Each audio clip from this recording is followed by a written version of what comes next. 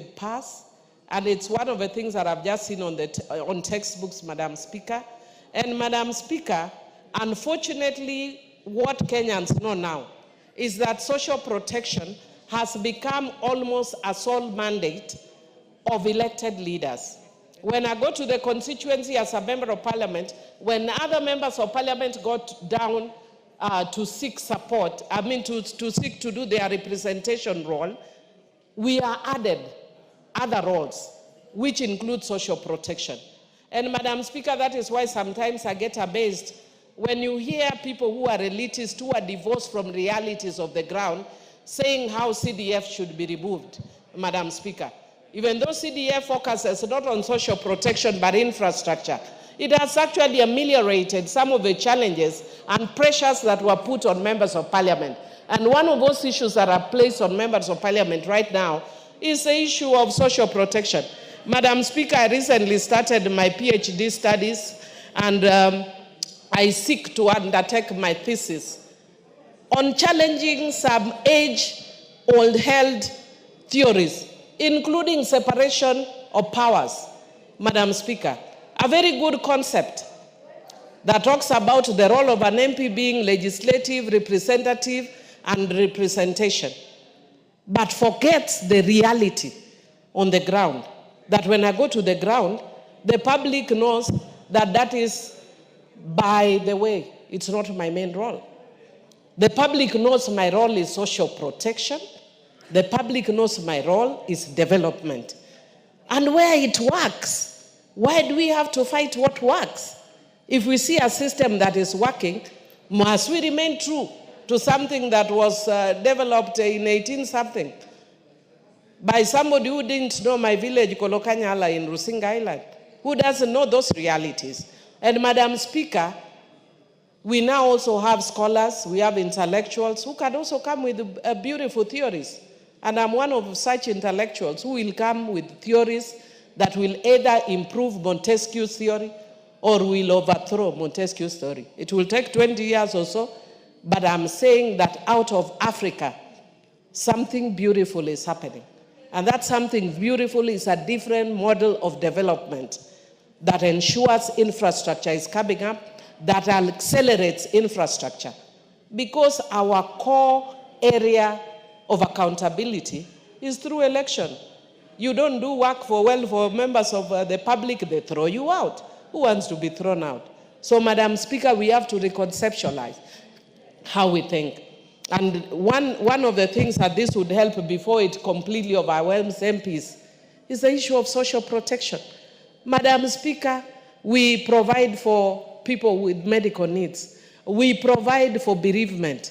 We provide for, mental health. We support even people who are having diaries and all that. Young men who want to marry and cannot be able to marry because they don't have means. It's the role of MPs.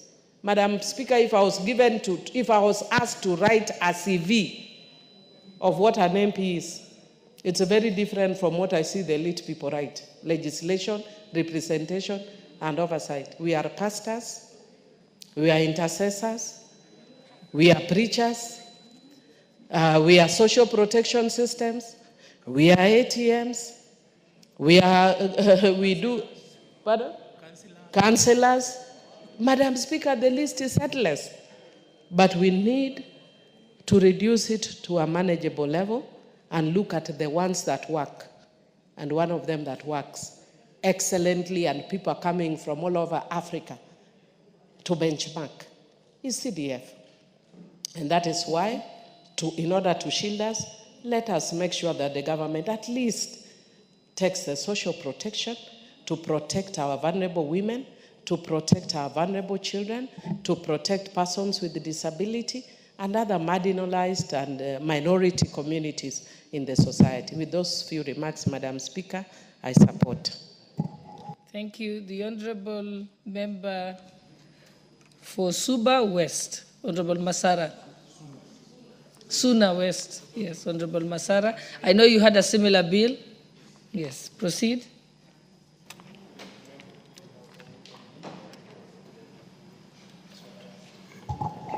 Thank you so much, Madam Speaker. Madam Speaker, I think our gods are with us, because in this parliament we are going to pass a bill which is going to help so many people. I want this house to also remember the late Honorable Laboso, Joyce, because her, with the assistance of Honorable Meli, who also assisted me to draft the bill, and I'm copying her. She's doing her PhD on the same line. I'm also a student of PhD on the same line. And we are talking about this particular bill. The Social Protection Bill, Madam Speaker, is a very important bill. And I want to support this bill, but I want to put Parliament into put some information that the bill I've worked for the last 7 years is why this bill is in this house, because it was supposed to go to the third reading. Madam Speaker, the beneficiary of social protection bill are people who are really in need of our support, more so as leaders. In Kenya today, if I can give a brief for those who have not gone through this bill, people, the vulnerable society are benefiting. But by the time this bill, the program was started, they were being given 2,000. By that time, a dollar was 100 shillings. It was equal to $1. So according to the United Nations ranking, anybody earning or living with below $2 per day is supposed to be supported. Currently, a dollar is, for some times back, dollar was 160 something shillings, but these people are still being given 2,000.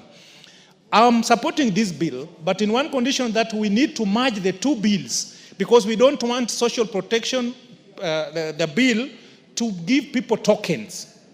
And these tokens need to be managed. They need to be a rationale on how these monies are given to the vulnerable people in the society. In the Section 2 of the Children Act, the objective of this act are to caution all persons against risk and contingency throughout their life cycle. That is okay. Build human capital, capability, and resilience of all persons, and promote the well-being of persons. If we stop there, it does not talk about how it will resonate well with the economic times.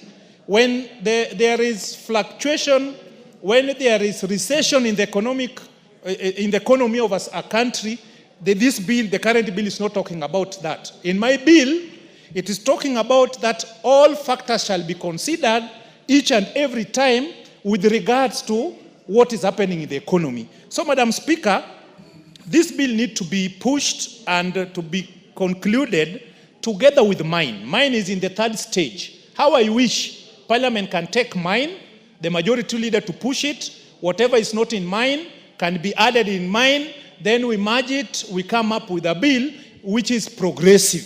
Because as it is now, it is static.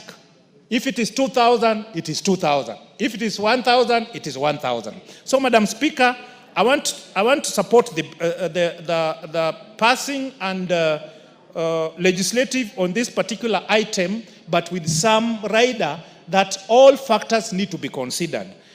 Part of it is not applicable, because when you talk about all persons qualifying for this particular item, Madam Speaker, in my bill, I'm suggesting that somebody can be in this bracket over a period of time. When he's out of that time, is removed from that particular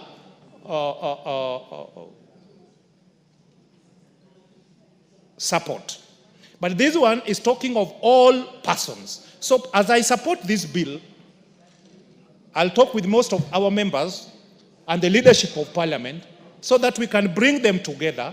We come up with a legislation which is progressive, which will go for a longer period of time, but as well helping the needy people. Madam Speaker, the CDF now, we have a provision of supporting these vulnerable people through paying for them health, NHIF, the previous scheme. Now it is SHA. When this bill is implemented, the county government also will be given opportunity to... What's your point of order, Honorable Otiende? Thank you, Madam Speaker. Madam Speaker, I seek your direction on Standing Order number 1 on a very simple matter. I'm listening to Honorable Masara support the bill, but he's also asking you to direct that his own bill be brought forth so that the bills can be considered together. It sounds to me, Madam Speaker, as if then Honorable Masara is not actually supporting this bill, because procedurally, as I understand it, usually in such circumstances, then both bills would usually be referred to the relevant committee to rationalize and consolidate and then present. So, Madam Speaker, is it in order for Honorable Masara to be asking you to refer his own bill to the House while also supporting a separate bill? Madam Speaker, I seek your direction. I think I was letting him ventilate, but I think eventually what it comes to is that at the time when we have the committee of the whole, he'll probably be able to move some amendments or suggest amendments to it. That's how it came to me. That there are some aspects, the bills are similar, but there are some aspects that are not incorporated in this current bill that are in your bill. Yes. So I was going to get there, but I think you can proceed. Thank you, my senior and speaker. Both of you are learned friends. I'm learning a lot from you. And I don't want to add or remove anything from what you have said. I'll just proceed. And thank you so much for the support you have given me. You know, I got a boost because of this bill. Getting a bill to reach third reading in this house is a real problem. Madam Speaker, I started that my bill in my first term, first month in Parliament. We ended up finishing the 12th Parliament without concluding it. In this 13th Parliament, it is almost 3 years I've been talking about this bill each and every day, each and every week. So members, to summarize, because I know many want to contribute to this particular bill, is that this bill is very important. And it is important, but mine is more important because it's a progressive one. Therefore, if we want to solve a gap which was there in the previous bill, because the previous bill which was sponsored in this house by the late Honorable Joyce Laboso was very good, but it was never implemented. The ministry took over the bill and they promised the parliament that they are going to enhance it, but they never did it almost 10 years after the death of Joyce Laboso. That's why my bill delayed. Now what I'm asking is that we must legislate on bills which will serve the current generation and generation to come, and it is for prosperity. In that regard, as you have ably advised me, in the third reading, we'll have to merge these two bills and come up with a bill which will support our people. Madam Speaker, on the issue of NGCDF, NGCDF is the lifeline of Kenyans. If you want a devolved function, money which the people of Kenya are enjoying is NGCDF. In Suna West constituency alone, I've done 4 police stations. I've done 4 ACC's offices. I've done the ACC office. I've done anti-stock theft. I've built 27 new schools, 23 primary and 4 new girls secondary school using CDF. 1,200 people who are enjoying the insurance cover, NHIF, using NCDF money. 500 students are fully sponsored in Suna West using NGCDF money. Madam Speaker, we can kill any other fund, but we need to increase allocation for NGCDF, and it should be timely. The first allocation which the Treasury need to do is NCDF. Even before paying salary, NCDF should be released because it reaches to all the 290 constituencies in Kenya are enjoying the fruits of NGCDF. Madam Speaker, having said that, as a country, we need to put our priority right. And as a researcher, I know when you have operated with an item for over 10 years, we need to relook into our constitution so that where the drafters erred or where there were gap can be corrected so that Kenyan people can enjoy. I'm an aspirant I'm going to be a governor of Migori in 2027. But the truth of the matter is, as it stands, the people cannot enjoy the fruits of devolution. Many people died, including Dr. Odhiambo. But now their families and generation are not enjoying the fruits of devolution because of the gaps in the constitution. Madam Speaker, you remember I'm the last mayor of Migori. I operated with the Local Government Act, Cap 264. Okay, you can let's give him a minute. Thank you, Madam Speaker. You know, there are very few mayors in this town. His Lordship, the mayor. I'm very few, like now I'm the only one here. If you can look, the money, the project we started with the Latif, which was only 57 million per municipality. They are the project now, the county, especially on the health sectors. All the health centers started by Municipal Council of Migori are the ones still existing today. Therefore, Madam Speaker, as we move on, as we legislate, let us not also introspect ourselves on what must be done so that the Kenyan population can enjoy the fruits of paying their taxes. Thank you, Madam Speaker. Thank you, Member for Endebess. And members who want to contribute to this, please press the intervention button. Thank you, Madam Speaker. Madam Speaker, I stand to support the Social Protection Bill, National Assembly Bill number 12 of 2025. Honorable Speaker, this is a very crucial bill. And as you are aware, social protection deals with the most vulnerable members of the society, where it has several pillars. Among them is where they are able to give money to the elderly. I know Majority Whip was referring to my neighbor, Honorable Ferdinand Wanyonye, being elderly, but he's not elderly. Honorable Ferdinand is a young man. And when I was growing up, I saw him fighting with Norway, Kesa Makalanganga, very hard, and he's still very energetic and going very strong. So he's not elderly. And I'm being told by the women rep for Kericho that he married a second wife the other day. So he's still young.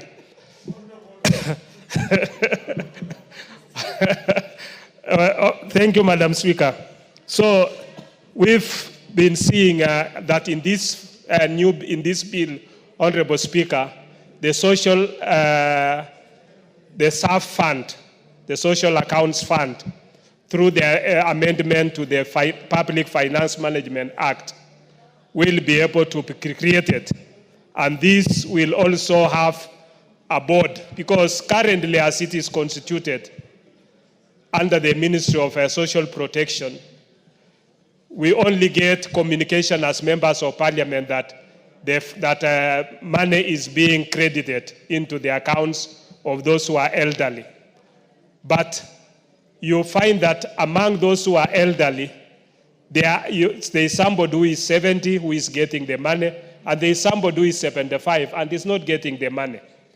And these people have no way of appeal. This bill creates an appeals mechanism for people to be able to appeal to the board. It also creates a board that will be able to be dispersing those funds, and the board can also be able to have extensions and have a mechanism, because the bill is also concerning counties, and it talks of the coordination between the national government and the county government, so that this brings a whole mechanism. Madam Speaker, you know that we have a contentious county allocation of revenue bill in this house. And the main reason is that we got devolution as a country. But unfortunately, we devolve corruption to the counties. Most of the money that is going to the counties is not ending up in the ward level. It is yesterday I saw the control of budget, Mr. Kango, making a very serious allegation that county governments, once they've made a requisition for bending bills, the bending bills, once they are released, are not ending up to pay the A and B who had been requested for that payment. But the county governments are going and reallocating again that money, because the control of budget is not able to look at whether that they have been able to, whether they are able to do what they had requisitioned for. And I think this is a very clearing corruption case. And I don't know why the EACC, whom they are waiting for, because these are very clearing corruption, and I think action needs to be taken. Honorable Speaker, even the fight about the road maintenance levy is not about doing roads for the people. We've seen what Kura has done. We've seen what Kera has done. In the constituency, once Kera has done the road, you will find that counties want to come and even put a board into that road saying it has been done by the county government. And the money that was supposed to do that road disappears. So the fight is not about doing the roads. It's not about assisting the wananchi. It's not about the devolving of the funds. It is about money being siphoned out of the proposed or alleged programs that they are supposed to do. Honorable Speaker, I think as a House we need to pass this bill so that we can have a clear mechanism on how those who are most vulnerable within the society, the elderly, the orphans, those who are within poverty-stricken areas. And it's very sad, Madam Speaker, that yesterday in Nairobi alone, we lost about 6 people in the slums of Mathare and other places as a result of rains. These are risks. This is what exposes our people to unnecessary deaths, where you have a stone falling into a house where there is a mother and the children, and all of them loses their lives. This is very sad, Madam Speaker, that it should not be happening in this day and era. And therefore, I think it's important that as we come into and forming this social protection, House approving the social protection bill, and us having a board that will be able to look at this issue, the most vulnerable members within the society, that issues about people being killed by a lot of rains and causing floods should not be happening. Madam Speaker, I heard the former mayor for Migori talking about that his bill needs to be matched with this bill at the third reading. That is not a possibility. It doesn't happen. That is not how bills or how laws are made. His bill will, since we have this bill, I think the most sensible thing would be for him to make his amendments and put into, because this is a government bill, put his amendments into this government bill, bring his amendments, then we can reject his bill, and so that we can have only one bill that will address this. We should not be having a duplication, then later on we are not able to do it in a proper way. So since this is a bill that is sponsored by the majority, we should be able to, even our own standing orders gives it that the majority or a bill sponsored by government has priority of a bill that is sponsored by the member. And therefore, this is a bill that is now going through the second reading.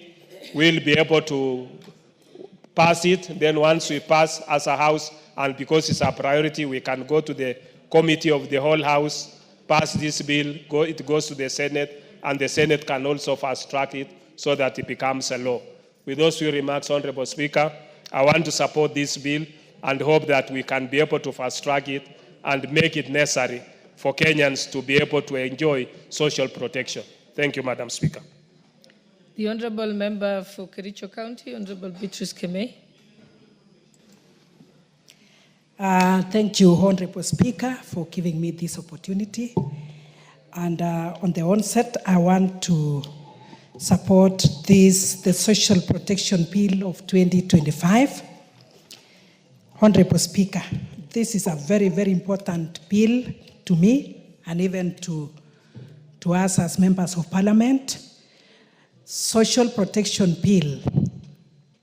This bill takes care of the vulnerable in the society. And this is where we have the government having these policies and programs which are designed to safeguard individuals against poverty, vulnerability, and even social exclusion throughout their lives. This is a bill, Honorable Speaker, that aims to prevent or mitigate risks and emergencies, and especially for the vulnerable groups, and it will promote social inclusion. Honorable Speaker, as the County MP Kericho, I want to put it clear that women reps or county MPs have so much responsibilities, and especially when it comes to the people we represent. Those are the people living with disability, women, elderly, the children, and even the youth who are also in the bracket of being vulnerable. And Honorable Speaker, with this knowledge, the allocation of NGAF is not enough to cater for the needs of these many vulnerable groups.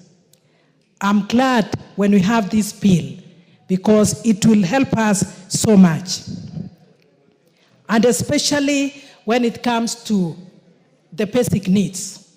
Honorable Speaker, I have been able to meet at least many of these vulnerable groups, and especially women, the widows, and even those having children living with disability.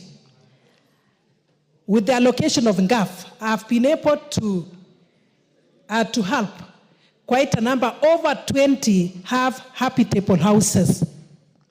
And Honorable Speaker, what we have is so much. The demand for good houses is so much. Not to forget clothing, and even especially during this season when it is raining.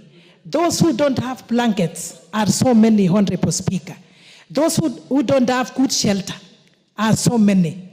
So with this social protection bill, I am sure the government, the national government, and to a large extent the county government will be able to help these vulnerable groups, of which here we have those living with disability, we have the elderly, we have the orphans. Honorable Speaker, I'm looking at the groups which that the board will be able to provide the social protection and to these particular groups, orphans or vulnerable children, the poor older members of the society, persons with disabilities, persons in extreme poverty, persons who are affected by shocks.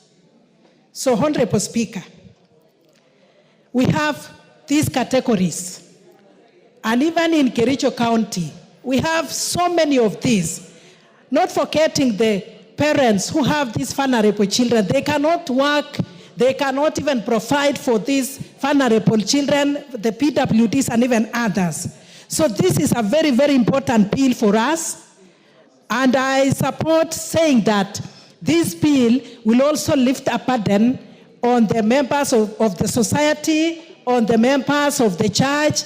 This will also lift a burden on the leaders, just like what my other colleagues have said, that our members of parliament are expected to provide for every need, be it a personal need, maybe people traveling, people have no food, people have no clothing, not to forget the school fees for the vulnerable children. Some of them have dropped out of school because of lack of fees. So when we come in, when we have the NGCDF and NGAF, at least we'll be able to have them in school. But however, there are other needs that NGCDF and NGAF may not provide, and this is where this social protection bill comes in. So when we have this assistance in form of cash transfer in kind, we also have social care services, that is according to the bill, where we also have rehabilitation services to these very needy persons. Honorable Speaker, in our societies, we also have not only the youth, those people who have gone through issues of drugs, issues of alcohol, they need services, at least they need rehabilitation, and this is where this bill comes in. And even psychological support is what they also require, Honorable Speaker. So in this, I say that this bill is very, very important, Honorable Speaker. And some of our children go to school without food. This is now where a feeding program comes in schools and even in those centers or in rehabilitation centers.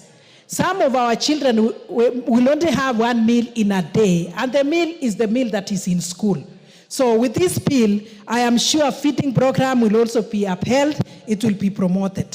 And Honorable Speaker, some of these elderly people need home-based care. And say for us, as a Kenyan, an African, and for that matter from my community, we are not these people who take our elderly persons to the homes. To the elderly homes. We take care of them at home. But taking care of them by those people who don't also have will be a challenge. So even with this cash transfer of 2,000, it is not enough for these elderly people. But when we have this bill, I am sure other factors considered, they will have more of this money and they'll have more of the resources that they require and even transfer in kind. And we'll be able to take care of them, or they'll be taken care of them in their homes. Honorable Speaker, apart from that, when you talk of support, the elderly people may not only need cash, may not only need kind transfers and all that, they also need psychological support. That is when we'll have people around them. We still need them at least to be able to use the wisdom they have. This is now where this bill also comes in very, very important. Honorable Speaker, looking at the work of the county, and we have in this bill that in the administration and provision of social protection, the county government will have to implement national government policies on social protection through county-specific legislation and strategies. And they'll also be able to allocate resources for social protection intervention at the county levels. Not to forget that the registry, they'll have to develop a registry for social protection. This is now when we'll be able to know how many in every county, how many of these categories do we have, and how many will be assisted or will actually benefit from this. And without this bill, Honorable Speaker, the county government may not be able to allocate the resources that is required.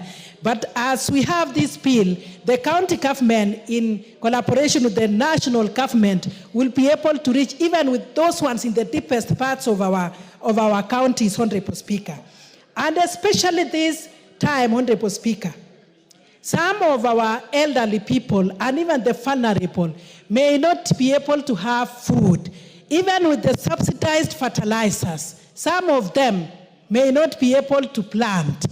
But with the cash transfer and with this one in kind, at least the county government will be able to identify them, provide the necessary resources for them. Some of them have very small piece of land, but food security being very, very important, Honorable Speaker, the county governments can provide as it is required. So to me, Honorable Speaker, I support this particular bill, and I know it will lift a burden as we try as much as we can to help the most vulnerable members of the society. And once more, Honorable Speaker, I support the bill. Thank you very much. Well said. The member for Marsabit. Thank you very much, Honorable Speaker, for giving me this opportunity to add my voice to this very important bill that concerns the life of the vulnerable in our society. Honorable Speaker, when we speak about vulnerable people in our country, we have the senior citizens.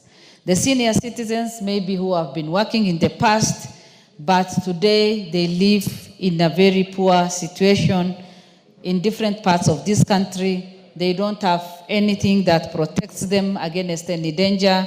they don't have medical care, they don't have social protection, and even they don't have any of their relatives to support them. We also have people living with disability. In most of the parts in this country, people living with disability have been disadvantaged in many ways.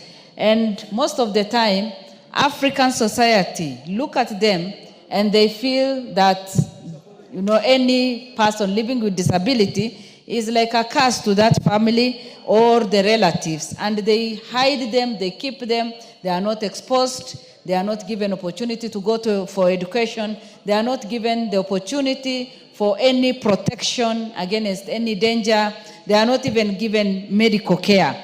And they end up suffering. Honorable Speaker, in addition to that, we have orphans.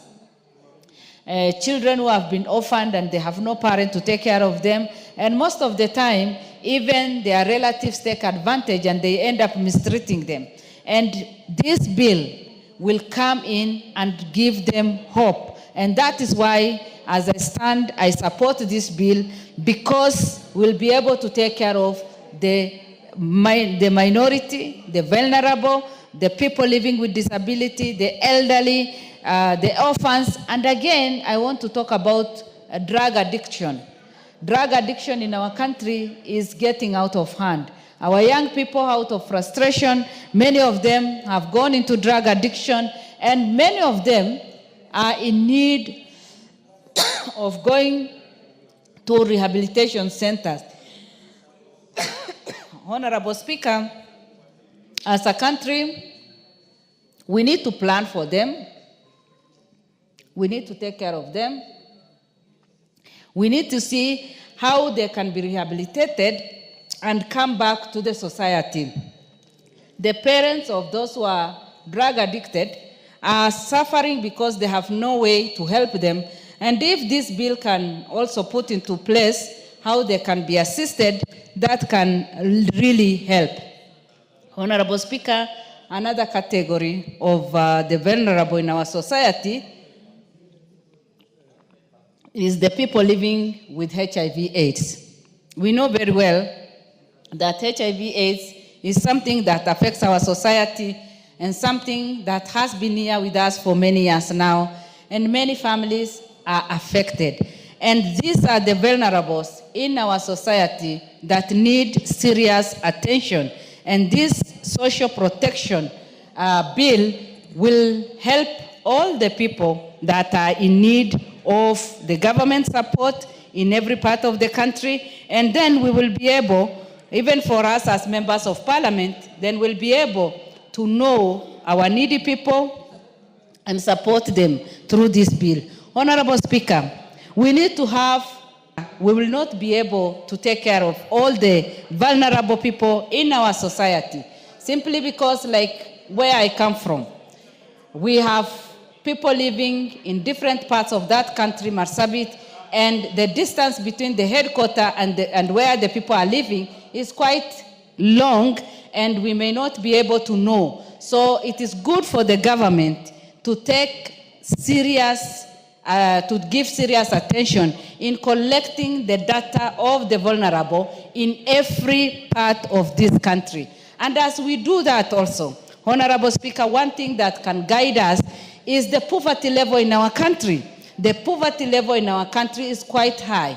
For example, Kenya as a country, over 39% live below the poverty level. Honorable Speaker, 40%, 39.6% is quite high.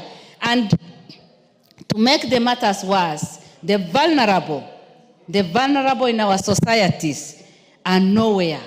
And we have not given them much attention in the past. The 2,000 that the elderly people are given will not be able even to buy them medication.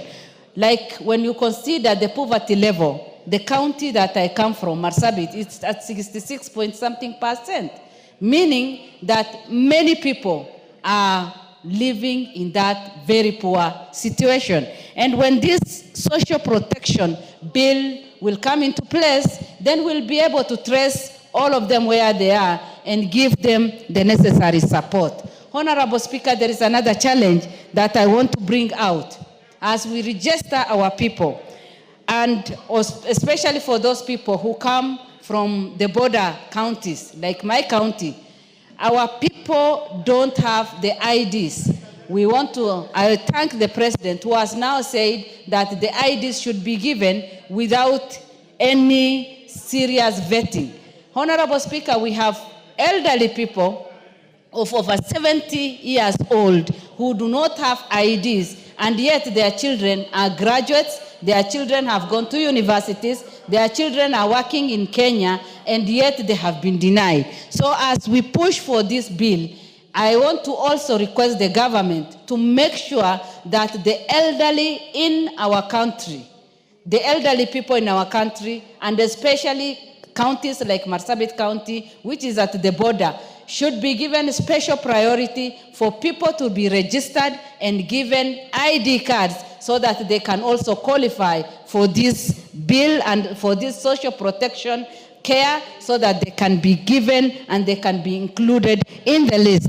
Honorable Speaker, as I conclude, we need to create enough of awareness. We have so many policies that are there in place, but Kenyans don't understand. So the best thing that we can do as a government is to create awareness of the bills or their human rights, so that people at the village level, then they'll be able to know what belongs to them and be able to demand for their rights. Honorable Speaker, with those few remarks, I support the bill and I encourage the members of parliament to contribute positively so that this bill can be enacted and support our vulnerable people, the widows, the orphans, the people living with disability, the people living with HIV/AIDS, and all the others that need our attention. Thank you, Honorable Speaker, and I support. Member for Seme. Their hands up this side. We're given 3 this side in a row. Thank you. This side also have a chance. Yeah. Thank you, Mr. Speaker, for giving this opportunity. I rise to support this bill. Mr. Speaker, social protection is one act that actually distinguishes the human society from the animal societies. It is only human beings in their right senses that actually make programs that protect vulnerable people. Animals don't do that. So this is an extremely important bill for us.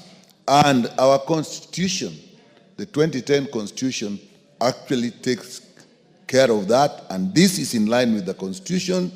If you look at Chapter 4, the Bill of Rights, particularly Article 43 of our Constitution, it will tell you that the areas that we actually need to protect people, the area of health, the area of housing, the area of access to water and sanitation. Mr. Speaker, we have to look at the issue of poverty in our country. Defined by expenditure of about $2.15 per day, we have a poverty level ranging from 26 to 46% in various parts of the country. And it is more so in urban areas than even in rural areas, where in urban areas, a monthly income of 88,000 per month will really define you as living under poverty, and while the rural areas 4,300. So, Mr. Speaker, this bill will protect those people in that category. And it's not only protection, it actually improves survival of people. There are families that just with the minimal social protection, the children will actually survive. The children can go to school. And in that way, not only survive, but you actually improve human capital. Their children, if they're supported from such families, will actually get proper education and have social mobility. Mr. Speaker, social protection is also an investment, not just an investment in a social sense, but actually socio-economic investment. Where there are cash transfers, it has actually been proven that for every dollar that is given as a cash transfer, you actually get a return in the economy of $8. So it's not just that the money that is being given in cash transfer is just spent. It's actually an investment. It's also a political investment.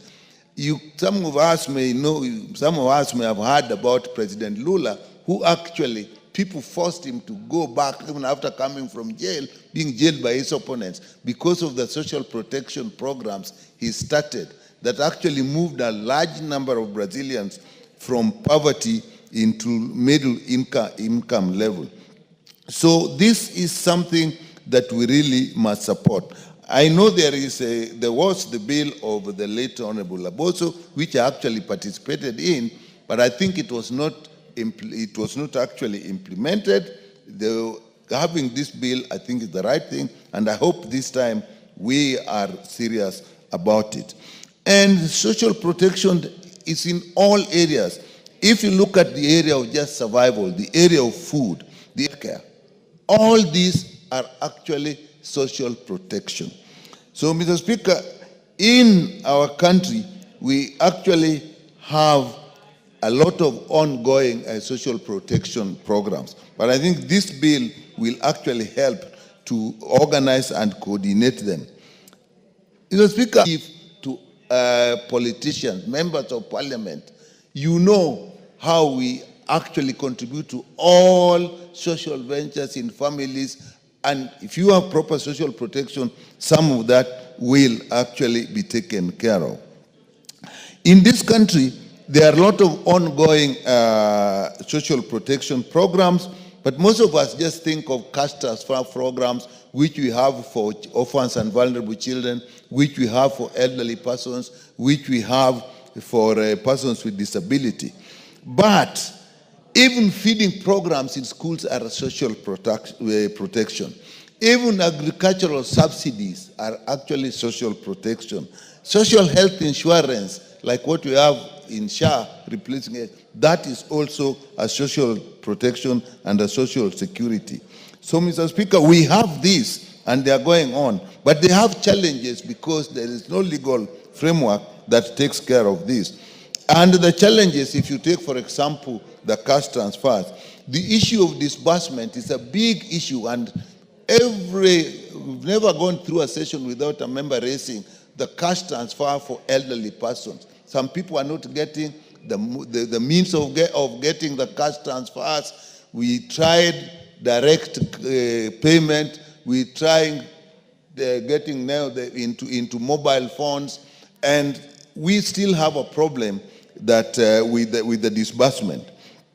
We also have lack of coordination because, as I've said, all these social protections, if there is no proper coordination, there'll be a lot of double dipping.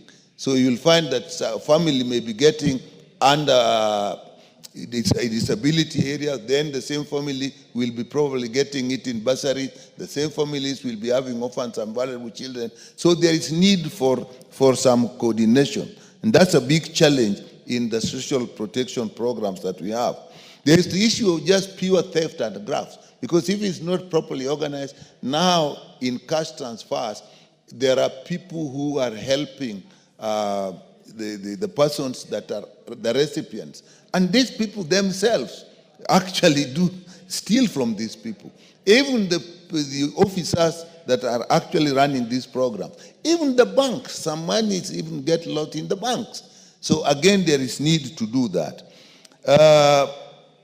There is also the problem, we don't have an exit programs, because in some cases of social protection, people can actually, like orphans and vulnerable children, there's an age which they reach when they should exit. Even families, you do not only give social protection if it is cash transfer, there are social protection that should actually be income generating on which people are placed once they start getting cash transfers. So people actually, I was involved in these programs, we reach situations where when mothers and women groups were actually given social protection, they reach the point when they say, actually, I've now started my own business, I now actually don't need this, and you can give it to, we don't have that now, so that it seems to be forever and ever and ever, and we don't exit people from these programs. So we need to look at that. Also, we don't have the systems of responding to socioeconomic changes. As a member said earlier, we started with 2,000. Actually, we started with 1,500, and it is this house that actually, with the motion, moved it to 2,000. Maybe we need to do better. But we don't respond to the socioeconomic changes. We don't respond to inflation. So again, we need a system that will take care of that. So I support this bill. It actually addresses the very important issues that I've been talking about. If you look at clause 5, it actually addresses Article 43, the issue of equity, inclusivity, justice, problem of discrimination, right-based approach, access, and so on. So that this bill actually is very appropriate. And if you go to clauses of the board in clause 8, Mr. Speaker, you will find that it will design, implement, monitor, and evaluate social protection interventions and programs. It's also going to create a registry. It's also going to coordinate this. So this bill actually is a bill that we must appeal to our colleagues to actually support this bill. And when it comes to the Committee of the Whole House, we'll make amendments, but it's a bill that we need to anchor our social protection programs on. Thank you, Mr. Speaker. Thank you. Member for Laikipia East. Thank you, Mr. Speaker. And I rise to support this bill. It is timely. And we all note that we have been having social protection programs across. And for the first time, with this bill, there will be order. You note that this bill, if you look at section 7, where we are establishing a board, it means that for the first time, there will be order, there will be predictability, consistency, and the dignity of those members of society who are beneficiaries will now be taken care of. When you look at those people who are supposed to benefit, and especially the elderly, these are people who have served this nation. These are people who have laid the foundation of the nation, served us very well, and now they are in that age whereby we need to take care of them. But what is happening these days is that if you look at the societies, the burden that they are still shouldering, the responsibilities, because anything that happens in the society, they are the ones we look upon beyond so that we can have solutions. You get when our young people get neglected or they neglect themselves, end up in a drug addiction, they fall back to the same parents that are supposed to support them. You get a society whereby the elderly are now the ones supporting the young generation who are supposed to be benefiting from the young people. You look at issues when accidents happen, and we have issues of disability in the society. Again, you get family members running away from those responsibilities, and they end up with the elderly people. So the issue here, once you look at the issues of disability, the orphaned, and the elderly, they end up lumping up into one thing, that the elderly people carries this burden. When you look at members of parliament who have the opportunity to interact with the society on a daily basis, these people called members of parliament and other representatives, they shall be the first beneficiaries of this bill when it gets through. And we make sure that if it are the issues that are supposed to be in order, issues of timely payment, issues of identification, issues of making sure that the vulnerable people in the society get the opportunity to benefit, making sure that they are not discriminated, making sure that there is order. If there is a way they are going to be picked, we ensure that there is proper collaboration, that you don't leave this one to the area chiefs alone.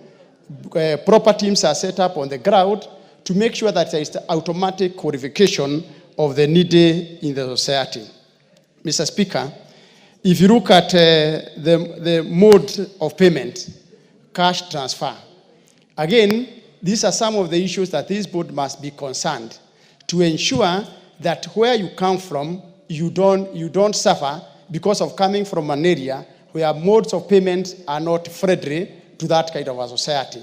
You must look at this country, those people coming from northern Kenya, those people who are coming from areas where there is no banking facilities that are not well established, those people who cannot be able to access internet, and we make sure that that consistency, the way we are doing things, we don't latch into saying that this is the most applicable system, but we look at an area individually so that these people can be able to benefit.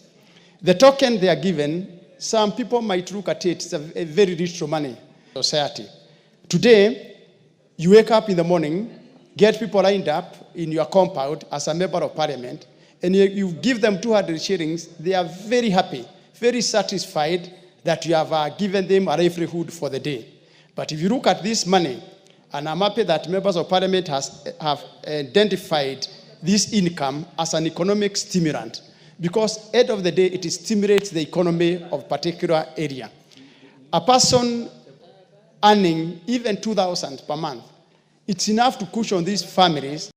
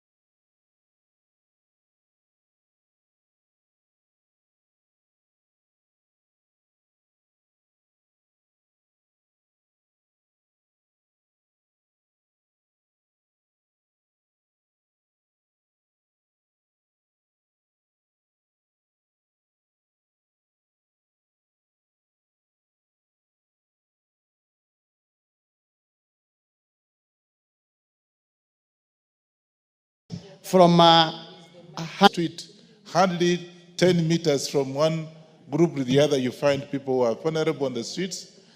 And Mr. Speaker, I think we should do something about it. My suggestion is that once we pass this motion, we should be able to see to have even a committee of the whole House to be able to see the way forward.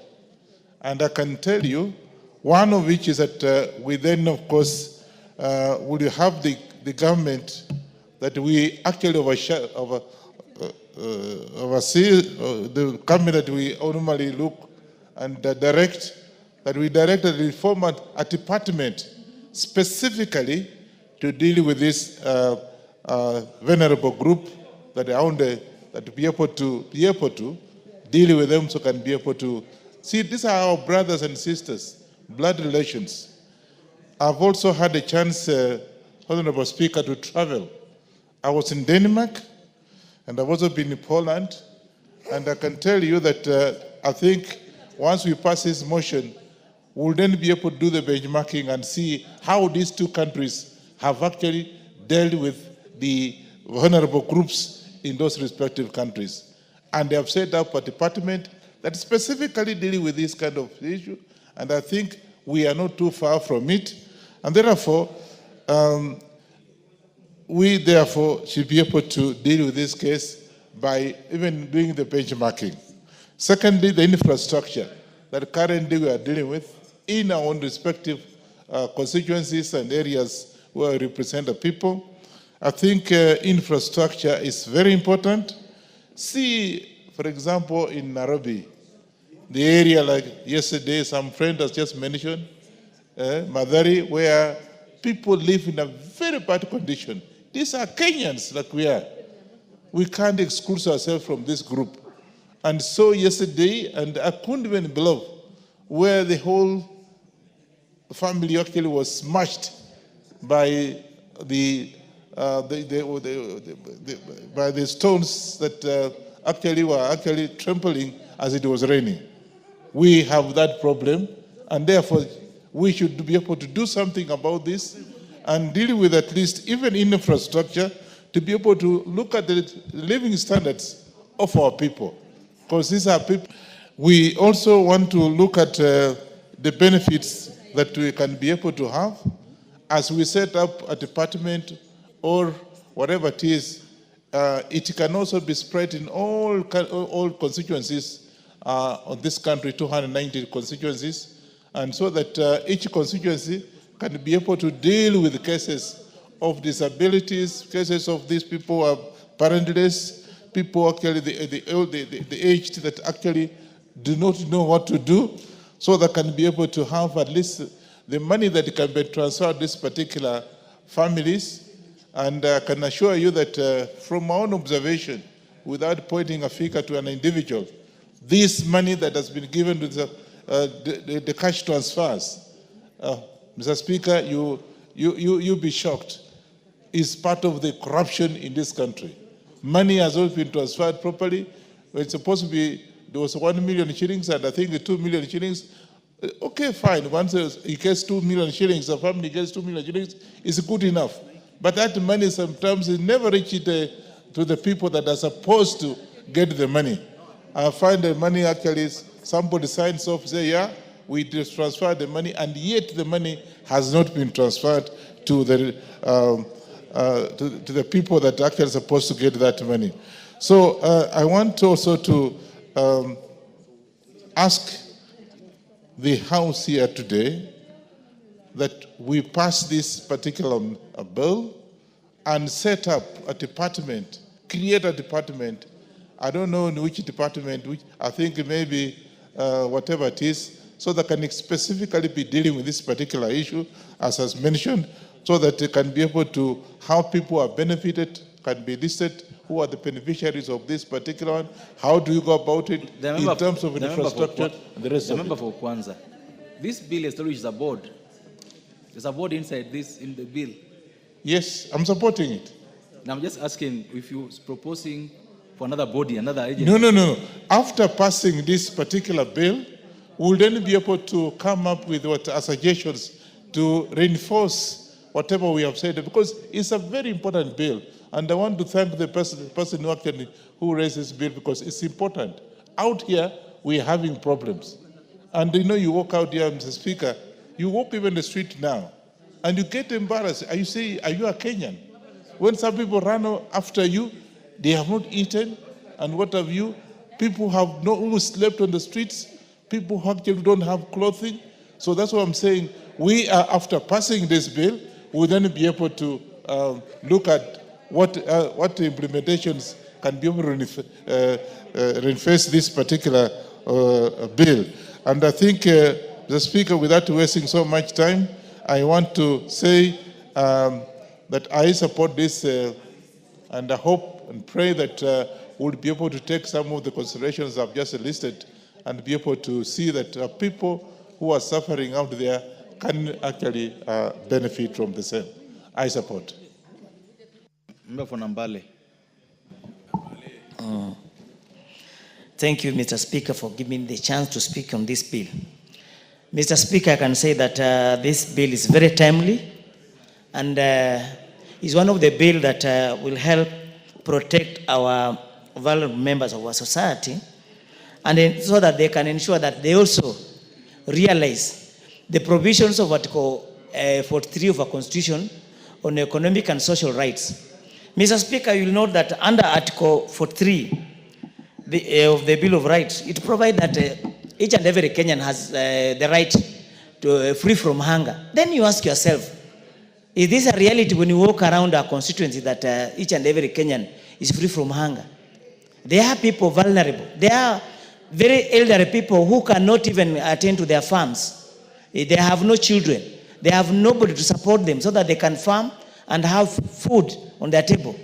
But there was no means through which the government was going to come in and help them. Yes, I know that the government has tried through the Inua Jamii program, but even this particular program was not mopping out all vulnerable members of our society together. Mr. Speaker, we also have the people living with disability. In Nambale constituency, I know of a family that has 5 children of the members of the family that are disabled. And none of them have even a single wheelchair, Mr. Speaker. So when we have such a bill that is creating a register for all vulnerable members of our society, it becomes easy to identify them, know them, and reach out where they are, so that these particular members of our society can also feel happy. They can feel to be Kenyans, just like any other people, members of our society. Mr. Speaker, I'm happy having gone through Section 28, Section 29, I suppose Section 28 that lists the particular groups of these particular people that requires social protection: the orphans, poor, older members of society, person with disability, person of extreme poverty, person affected by shocks. Mr. Speaker, you know that we are aware of the fact that you may come to a situation whereby a father has died, a mother has died, leaving behind children. And then you find that the older child of that particular family is now taking responsibility to take care of his younger siblings. So now, with such a kind of legislation, it will be very easy for us to identify these particular people, so that these particular orphans, they can be given social protection by the government, instead of giving this burden to another younger or equally weaker member of that particular family. Mr. Speaker, we also know that from the Inua Jamii program, we have been having complaints about people who benefit from this particular project.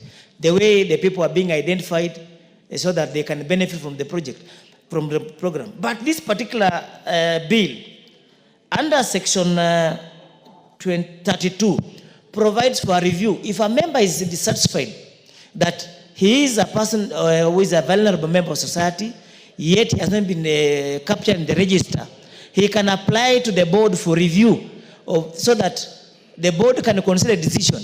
If the board still declines, that particular member has the right to move to the High Court for an appeal.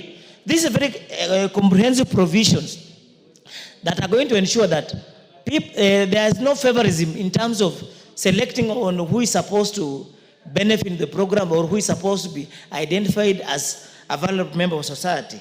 Mr. Speaker, also creation of the board to manage the affairs of the vulnerable members of our society is very important, because whatever that was doing through the ministry, it was not easy for the vulnerable members to identify where they are going to channel their problems or where they are going to raise issues. For instance, a member who is a vulnerable member of society, where he's supposed to lodge his complaints, where he's supposed to lay his appeals in terms of support of food, support of school fees and other things. Mr. Speaker, as members of parliament, every time we visit our constituencies, it becomes a problem because you are faced with all manner of problems. The members of parliament are performing the function of the board that's being now established to protect the vulnerable members of society. Because you will be faced with the school fees needs, you will be faced with the members who have no food to eat, you will be faced with the vulnerable members who have no housing, you will be faced with the vulnerable members who are disabled members of the society without even a wheelchair, and they want support. And all these particular problems, Mr. Speaker, are now being catered for by government, which I'm very happy about, and I strongly support this particular bill so that all Kenyans can realize the provisions provided for in our Bill of Rights under Article 43. It does not just remain a mirage, so that it's a right that is provided for but cannot be achieved by members of society. So, Mr. Speaker, I support the bill. Thank you. Honorable Dege, this is your chance. Thank you, Mr. Speaker. Allow me to join my colleagues in supporting this timely bill. In the last parliament, I served in the Labor and Protection Committee, and I could detect there are a lot of loopholes on the current structures we have to support the vulnerable people we have in the society. When you look at the proposal before us, it's clear that there is an attempt to solve most of those issues using this bill before us. And I would urge ourselves as a House to take this opportunity to make sure that we panel beat this bill and ensure that we sort out all the issues which are outside there. As a member representing a constituency, I can tell you the issues we are meeting outside there on people who are very vulnerable.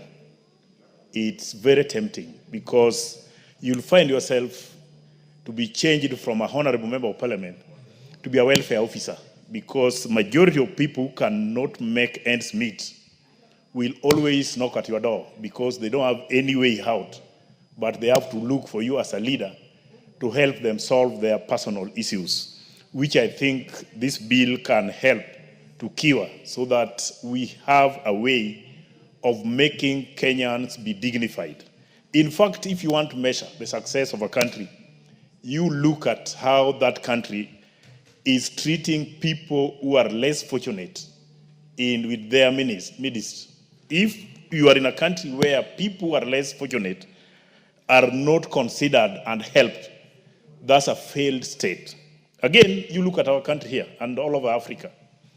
If you go to a country where you find hawking on the roadside is a major activity in a country, that country is poor. That's a country, majority of people in that country are living below minimum wage. And you'll find majority of those people are hawking outside there. Most of them are vulnerable. Some of them are walking using support. Some of them are left along the roadside to beg. Those are things which we can cure if we thoroughly worked on this bill. Another area of concern which I want us to be very clear about is the criteria of enrollment. If you are in your constituency today and you go down there, you'll find people who are over 70 and are not benefiting, visiting your home almost every time you're at home. Why are they coming? They are questioning why their neighbors are benefiting and themselves are not listed. So if we come with a very clear criteria where when you attain a certain age and you are vulnerable, you are automatically listed. It will bring equity, it will bring fairness, it will make people have a very clear mind of those who are benefiting, so that we are not made to be welfare officers. We want a government which is responsive, a government which will ensure that those who deserve are given. Currently, if you go to the ministry and you look at the criteria of recruitment, it depends on the available budget for the ministry. If they have less money and we have people who are qualified to be recruited and it cannot fit in their budget, they'll only go with what budget can accommodate. They will not have any criteria to clearly indicate who is supposed to be picked.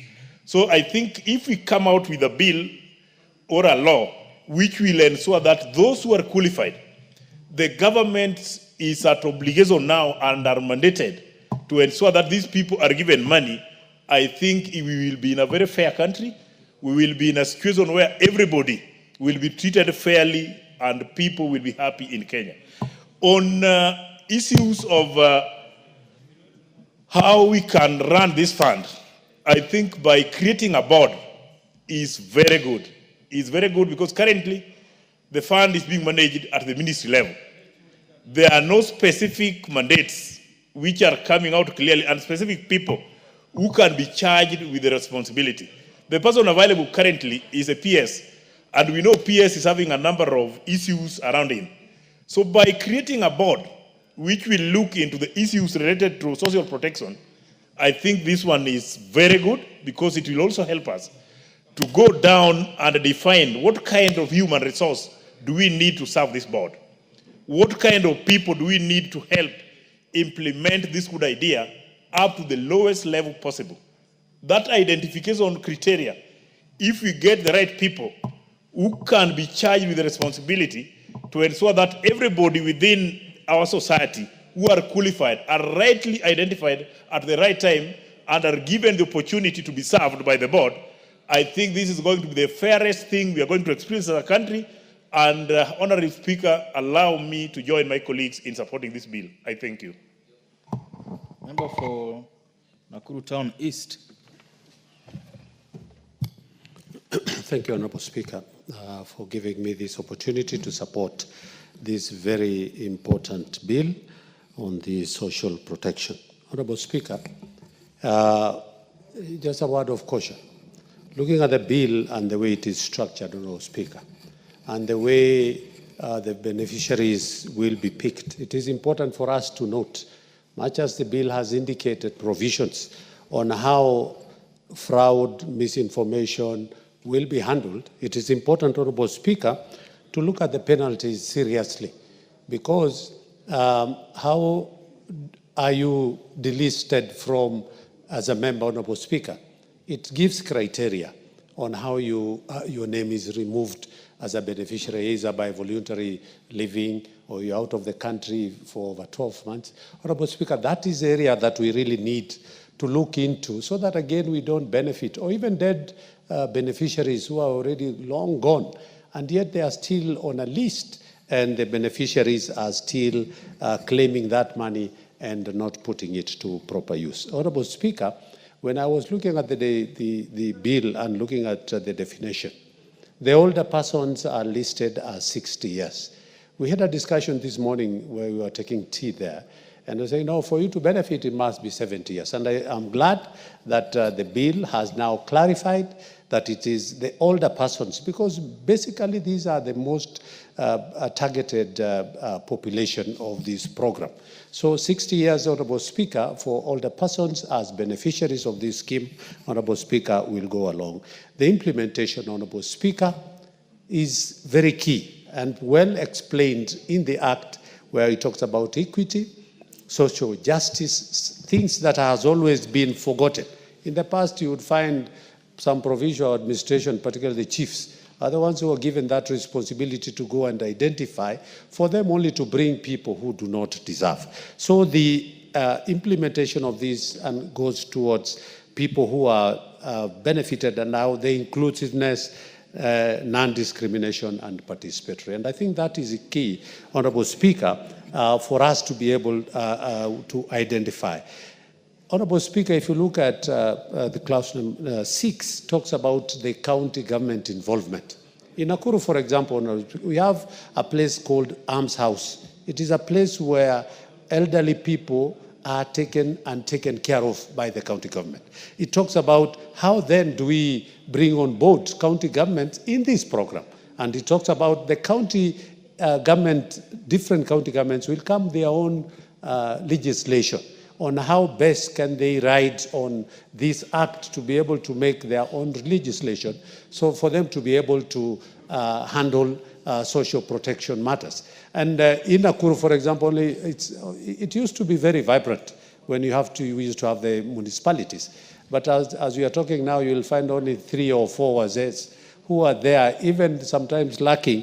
So it is important, the involvement of county government, by even including them as reps in the board, because I think we have one vacancy that is left for county governors to be able to bring their representation in the board so that they can be part and parcel of this very important issue. Honorable Speaker, 9 members in the board. I think, again, we need to look critically as Parliament, that we've been talking about the number of people who should. Is it a must that we must have 9, or can we have a lesser number, but very effective? The aspect of also, of course, it's understandable where you bring a PS whose ministry is involved and Treasury because of the disbursement of the amounts of money. But, Honorable Speaker, it is key as we give the Cabinet Secretary an opportunity to pick from the other 4 outside the government, that it is important, so that again we don't have legislation. Honorable Speaker, the Climate Change Council, for example, that we were saying that we get a representative from a certain organization that deals with, then they end up taking themselves, if you pick from this association and not from the other, they go to court, and then the Climate Change Council never worked for 5 years. We vetted, and we were unable to give the names to the president to pick, because again they went back to court. So again it is important, as the Cabinet Secretary is speaking, so that again we avoid legislation. I should just give a direct appointment, so that again we don't end up having a board that will never even be working because that you didn't pick a member from this board that is associated. You know, like LSK, it's only one body. If you tell LSK, give us a person, they give. But you find in these other setups, you find they have different small bodies here and there, and then they bring. Honorable Speaker, the board member, the experience aspect. Honorable Speaker, I had an opportunity for the National School Drama Festivals that were happening in Nakuru. Honorable Speaker, I had an opportunity to accompany the President for when they visited State House. And one of the plays that won in that drama festival for 2025 was won by a school here in Nairobi. And it was talking about how generally life is all about. And at one point talked about experience. Honorable Speaker, that you could not, one of the students who had just finished and had first-class honors could not be able to be employed just because they didn't have an experience. Honorable Speaker, experience again is something that we really need to look into. The 10 years experience, Honorable Speaker, in my thinking, and hopefully when we'll be going for the 3rd reading, we will be bringing some amendments so that again we don't lock out youthful members of the society who might be able to want to join because of the experience. Honorable Speaker, the cash transfer and the transfer in kind also brings about something that is very critical, the services. Honorable Speaker, we cannot only talk about that cash transfer and transfer in kind, and then we forget about rehabilitation. And this bill brings about rehabilitation. Honorable Speaker, you'll find stressful wazees or even young people who are out there who needs this. So it brings these services, be it of psychological care, be it of matters to do with the home-based care, like the one that, again, this bill talks very effectively on that line. Honorable Speaker, the members, how are you identified? It talks about a Kenyan citizen, of course, and of course the orphans, the people with disability, but it also talks about non-Kenyan citizen which requires an emergency. And Honorable Speaker, that is key, because sometimes you might find you are not a Kenyan, but you are here and there is an emergency, and this bill has taken care of that issue. On application, who applies, Honorable Speaker? Elderly people, sometimes they are too old for them to be able to apply, and so this bill gives a way for a representative of the beneficiary to be able to apply on behalf of the beneficiary, which is a very good indication. Honorable Speaker, on matters to do with the appeals, under 33 is 30 days. That if you are not happy with the decision of a board, at least you have 30 days for you to be able to make an appeal. Honorable Speaker, about the abuse, termination, abuse, suspension, if you abuse this, then you find yourselves in terms of you can be suspended. Honorable Speaker, there is quite a lot, particularly on data protection, that any person who is handling data related to this, it's key.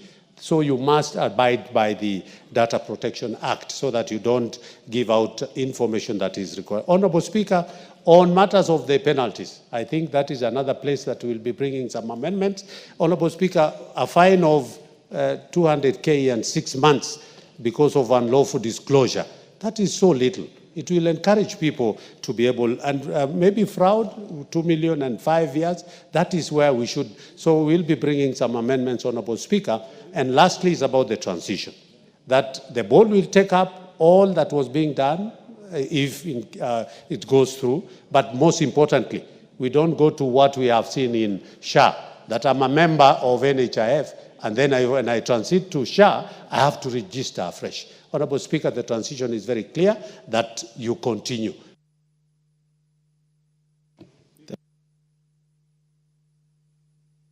Member for Unyanjes. Thank you, Honorable Speaker. And I wish from the onset to say that I am in full support of this proposal or this bill. Matters to do with the senior citizens, the people living with the disabilities, the most vulnerable people in our society, is a matter that we need to address as fast as we can. And you see, we will be judged, Honorable Speaker, by the manner in which we treat these senior citizens. It is always very improper, Honorable Speaker, when we have some people who are benefiting from the money given to the elderly, while there are still people of the same age who do not benefit from the same fund. So it is unfair, and I think it is time, Honorable Speaker, that we have a regulation that is able to properly organize these people so that we can have fairness in the manner in which this money is shared, or rather this support is shared, so that also we have a good society. Honorable Speaker, there is a time I had a chance to go around my constituency and taking stock of the affairs in my constituency, and I realized that we have so many people living with disabilities. And when you go to the records available within government, you realize that most of these people are not enlisted. So there is no support that they get. They are hidden in some places, in the rural areas, and some in the urban areas. Many of them are not even able to access any form of education or training. And most importantly, they don't get any support from government. And I believe it is because, first of all, statistics on the number that we have of these people is rather unknown. So I would support this bill so that we have a registry of these people, so that in every constituency, in every ward, in every sublocation, the government of Kenya is able to tell how many people deserve the assistance.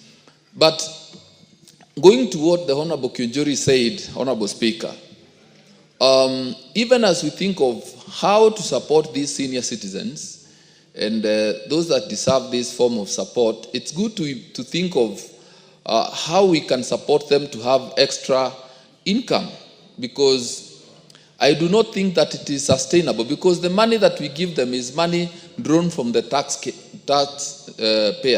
It is the people of Kenya that contribute this money in form of taxes.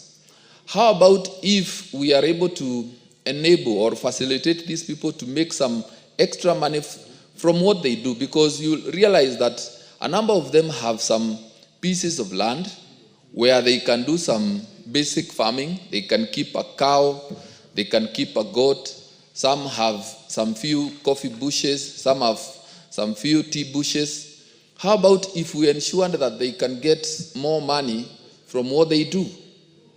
Yeah, like we acknowledge that the government of Kenya, or rather Kenya Kwanza administration, promised that milk will be sold for not less than 50 shillings.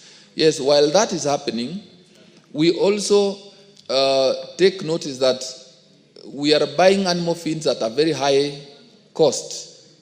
So the benefits that we are getting from selling for 50 and above, that is being taken away by the high cost of animal feeds. How about if we are able to address such, so that those people who can keep a cow, a goat, or can do some basic farming, can keep chicken here and there, are able to supplement their income? Because it is not sustainable if a lot of people in this country become independent. So even as we think of having a legal framework to assist these people, Honorable Speaker, I believe it is okay if we can legislate to support these people in a way that they can get extra income. So having said that, Honorable Speaker, I support. The Honorable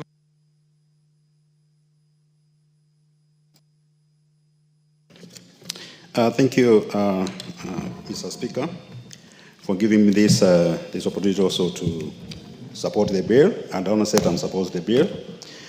Mr. Speaker, social protection refers to a set of policies or programs aimed at protecting all people against poverty, and especially the vulnerable groups throughout their lives. And Mr. Speaker, Kenya has tried to bring up social protection programs in this country.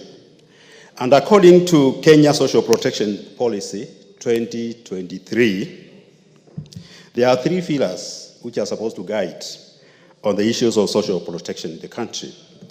One of them being income security pillar. Second, social health protection. And the third one, therefore, the third one is shock response social protection, and the last one is complementary program in the country. And it's based on this policy whereby we have this bill which is supposed to actualize the policy on social protections. Currently, there are 3 kinds of social protections in Kenya. There's the cash transfers, access to basic health care, and enhanced social supports. On the issues of social transfers, Mr. Speaker, everybody is aware that government has been transferring 2,000 shillings to the people who are 20 years and above, and also to the disability. 20 years and above? 70 years and above. Okay. Sorry, I'm sorry for that. And also disabled people. This money helps them to cater for their day-to-day needs, especially food and other essentials. But I've also realized that when this money does not come, some people will come and tell you that they have also been paying, using the money to pay school fees for their grandchildren. The money has been, of course, the disbursement has been a challenge. Sometimes they stay up to 6 months without getting the money. And therefore, the impact of this money is not really felt. Because if somebody stays for 6 months without getting the money, the impact becomes very minimal. The other thing is for a long time, there's no new registrations of the old people. You realize that people have become 70, 75, but they have not registered. And this is an area which the government needs to look into, because really you don't want people coming to, as a member of parliament, coming to you to ask for support because they are already 70 years. Another challenge which is facing this is the inflation. The 2,000 since they registered maybe over 10 years ago, the value of that 2 shillings has declined significantly. So I think the government needs to look for more funds and make sure this money is moved from 2,000 to something like 2,000 or 5,000, which can be significantly be used to help our vulnerable groups. Mr. Speaker, the other one is access to health, to basic health care. And that's where now the share comes in. The share, the she, and all those ones. And before the share, we used to have NSSF, which before we migrated to share. And you know, share has faced a lot of challenges, including registration of persons. I understand there are only, the number of people who have registered, by last week I think I saw, there are 21 million. The people who are contributing to share funds, they are less than 5 million people. And therefore, when it comes to funding and disbursement of that money and the support from the 5 million people to 21 million people becomes a challenge, because that money is not enough. Because when we were in Naivasha, we were told every month they are contributing around 6 billion, but the demand is more than 6 billion. Therefore, there's a challenge of that. Mr. Speaker, when you look at our health facilities across the country, they are wanting. A lot of health facilities have not up to standards. They have no drugs. And even the access, some of them are very far from the people who are supposed to be, to get health care. Because health care is not about money. Access is about access in terms of finances and the distance. So most of them are and I believe, Mr. Speaker, where you come from, the health facilities from one to the other one is hundreds of kilometers away. And that's something we need to work on. On the issue of social support, in 2000, thereabouts, we used to have pro-poor programs in the country. I think we forgot that. But we also introduced WESO Fund, Women Fund, Youth Fund. But these funds, the administration of these funds is quite wanting.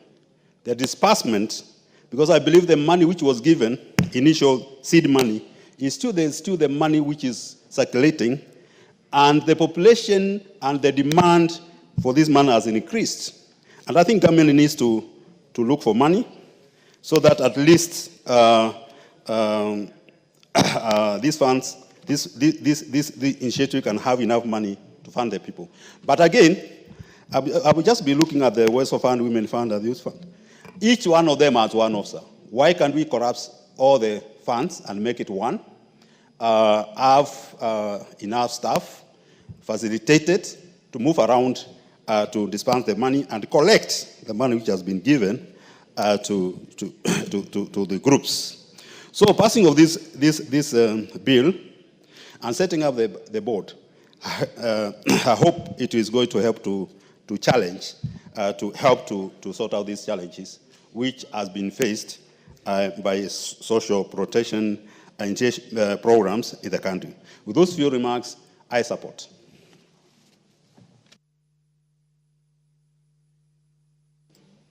The Honorable Sane Ibrahim, MP for Wajir North. Thank you, Mr. Speaker.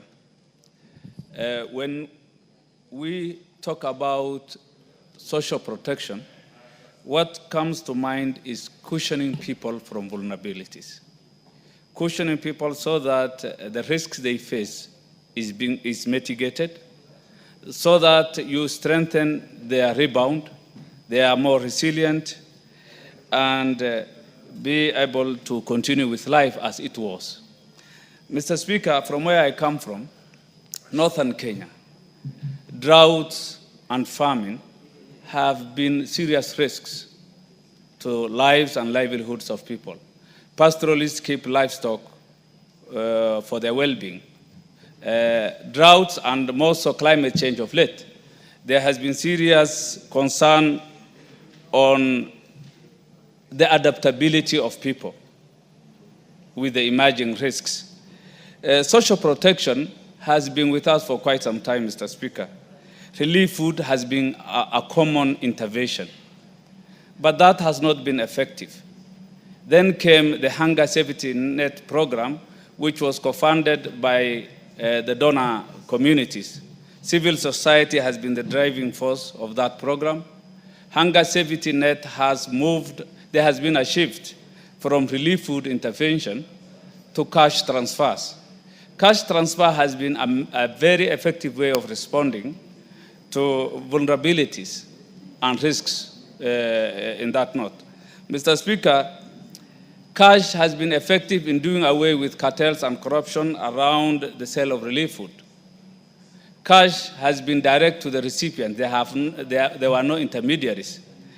Cash has been more effective in the way, whereas relief food only targeted the food component, cash transfer has offered the needs of the bigger spectrum of a vulnerable household, from food, clothing, Medicare, all that they could do, though the amount that was being given, the stipend, was of a lower amount. Mr. Speaker, this bill, social protection, gives a holistic approach in terms of protecting people from vulnerabilities, abject poverty, social exclusion throughout their life cycle, more so with an emphasis on those who are really vulnerable, the elderly, the widows, the orphans, and for those who are extremely in abject poverty. Mr. Speaker, I do welcome that holistic approach, and I believe we only need to strengthen it further by making sure that we double the amount, the stipend so far being given by government. From around 2,000, if we can at least take it to 5,000. It will not be sufficient, but I believe it will go a long way in meeting the needs of those vulnerable households in the urban centers, in the pastoral communities, where that small amount can do a big thing in the lives of those who are so affected. Mr. Speaker, social protection is all about offering a safety net from people who have lost their livelihood. And I believe there is no better way to upholding our values as they are in the Constitution, those values of equity, inclusion, social, upholding all those good social standards by making sure that our marginalized, our vulnerable lot in the society are mainstreamed, and there is law at least anchored on that kind of approach.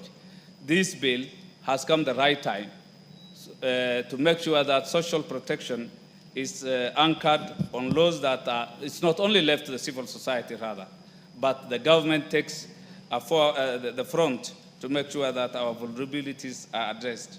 Without taking much of your time, and I know there are my colleagues who are in the queue, I support this bill. Thank you. The Honorable Member for Bondo Ochanda, Gideon. Thank you, Mr. Speaker. Mr. Speaker, as we legislate around issues of social protection, I want to believe that there are things that we need to consider, which we've not been looking at adequately as a nation.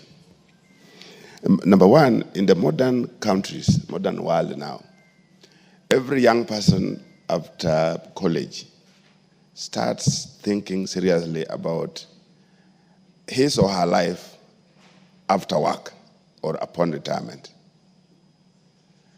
Many of us here, particularly in this country, hardly think about that, hardly think about their lives after work.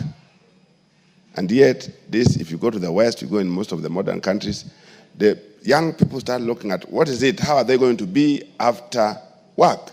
How are they going to be when they get older in the society? So that means that we need to start looking at this thing through different processes.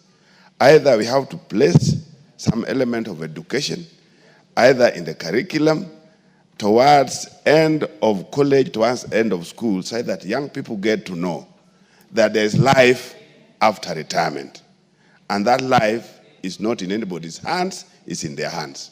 So when you're looking at this, Mr. Speaker, for purpose of those who are in formal work, or those who get to do formal work, in this country we have around 5 million people who are in formal work, including 700 or so that are working with the public service. Put together, they're around 5 million. It is this 5 million that may be talking about issues of pension, meaning that the rest of the population, the rest of other people who are going to be doing their own things privately are not seen, are not being covered anywhere in a formal way. While you're at work, there's the issue of pension, which of course has also been having all manner of problems. You are retired, you've been on pension, and you don't get your pension. The processing of pension takes forever. So these are some of the things that really needs to be looked at. But the main concern is, what of those who are out of pension? How are we looking at their lives when they get older in the society? What is the government doing? Because a larger population that is much more bigger than what the government is taking care of in the name of pension arrangements. So, as a government, some level of education, some level of conscientization need to be done at a younger stage, where young people start to think about their lives when they are not in work. That's very critical, and we need to look at it as we do our things. But Mr. Speaker, again, as we do what we normally do, we are learning very little. Either as a government or as agencies that are there, we are learning very little. We are constantly struggling with things that are so easy, and we hardly learn or we hardly do them right. Mr. Speaker, I remember in the last 1 or 2 governments, we were struggling with the issue of intelligence. Here in this National Assembly, we placed money for 3-4 consecutive years, 6 billion, 6 billion, 6 billion. But for purpose of UHC, identifying the indigents in this country didn't work out. We didn't succeed. And that's exactly for the 3 years, that money was never used. And of course, now we are talking about when UHC is dead. Yeah? So we are not learning from that. We are also not learning from what works. We are struggling with structures of how to let national government functions reach out to the lowest level. And we've had experiments. But CDF has done it. In as much as there are these little scares here and there, the structure of CDF has given us a very good learning platform in terms of how we can reach out with the national government functions to the ground. And constantly, this is never utilized. There's the issue of, for example, cash transfers. It's happening, it's working, and it's good. But is that the only way how we want to look at it? If you track individually these persons that get money, the 2,000, you are trying to support them, but get to reach out to their homes, how these people are living. You realize that that money, they are not spending on them. The money is spent on some other younger people, grandchildren, spent on other who are either left for them to support by their sons or whatever. So in the end, what we are calling about, or we're talking about in the name of 2000, does not help these people. So in as much as it's good, are we able to trace? Are we able to cross-check in terms of what exactly is happening? And that's why the whole issue of older people's homes was critical. It's not being looked at by county governments, not being looked at by our government, national government, but if you are able to avail, for example, in every sub-location, an arrangement where older people can get to have food, can get to have water, can get to have proper clothing, I think we'll be doing much more better than the arrangement where we are transferring 2,000, and these 2,000, we are not too sure whether it's being used on these older people. In fact, I was amazed some 2 days ago when I was learning that chiefs and assistant chiefs were taking 1,000 bob from the older persons when they go to pick money in terms of the initial arrangement where they are going to the post office to pick money from the from the markets. So while we are seeing this and we are wasting, we are also saying that no, there are structures that have worked. Why don't we use those structures? Why don't the national government just be firm that their point of development is at the constituency level? And we have all these things, all the functions coordinated properly at the constituency level, then we'll reach out to the public, we'll reach out to the people that we are talking about. So, Mr. Speaker, what I'm trying to emphasize again is we are learning much, much more less from what we are doing, whether we are failing or succeeding. We are not building on successes, we keep repeating on failures. So, Mr. Speaker, I want to believe that if the national government will sit and reconsider exactly at what point do they place development at the lower levels of Nairobi. Because if they don't do that, we'll keep this problem of somebody sending circulars, do the identification, they do wrong identification, you wait for circulars in terms of this and that, things don't work, because some of the departments, some of the departments of government that we are talking about don't have their structures down there. So they get to rely on ngaos. These guys have also had their tricks of doing things wrongly. So, Mr. Speaker, these are some of the things that we really need to consider very, very, very seriously when we are debating or when we are legislating on issues to do social protection. Thank you, Mr. Speaker. Is the honorable member for Meru MP for Meru? Thank you, Mr. Speaker, for giving me this opportunity. Just to add my voice on this social protection bill, I particularly want to think about the people living with disabilities. Even as I go around Meru, I've realized that there are so many children who are already locked in houses just because their mothers have to go and get some casual work to be able to feed the families. It's so sad because these caregivers for the people living with disability have no even the slightest income. Even as we are thinking about the elder people, of course, obviously, the older people need also an opportunity to get some little help, but I wish that we consider very seriously the caregivers for people living with disabilities because they are not able to go and look for work because they have to take care of their children or even other grown-ups that they live with. The other thing is orphans. Sometimes in an African setup, we think that orphans are taken care of by their uncles or even their grandparents, but it's not the case. So even as we continue thinking about even increasing this stipend, because even the 2,000 is not enough really, that we think about the orphans, where they live. That of course is touching on housing. In my county, I've started a program called Jenga Keja, where we go building houses for the very vulnerables, where they only have mud houses, which are actually like staying outside because you can see through. So I can't agree more, even as I emphasize what my colleagues have said. They are putting so much in this regard. So I just wanted to add my voice into this bill of social protection, because it's about time. Actually, it's so timely. It's we should have happened like yesterday, because there's too much trouble. And of course, the members of parliament, we've been the caregivers for the whole county. Every morning is money for going to hospital, for school fees, for every kind of help that our people need. So, Honorable Speaker, I just want to support this motion. Thank you very much.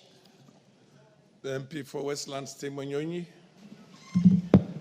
Thank you, Mr. Speaker, for also giving me a chance to contribute to this motion. Mr. Speaker, this bill, the object of this bill, Mr. Speaker, is to reduce poverty and vulnerability and improve the well-being of people by providing assistance. Mr. Speaker, the people who need assistance are normally senior citizens, people with disabilities, and some marginalized people in very remote rural areas. Mr. Speaker, when you talk about senior citizen, sometimes we are putting it at 60. And Mr. Speaker, the life expectancy in this country is about 45 years. I've been paying, Mr. Speaker, NHIF for senior citizens in my constituency. And initially we had put the age at 60, and it was almost impossible to get the numbers. So we had to reduce that number to 50. That's when we could raise about 200 people, Mr. Speaker.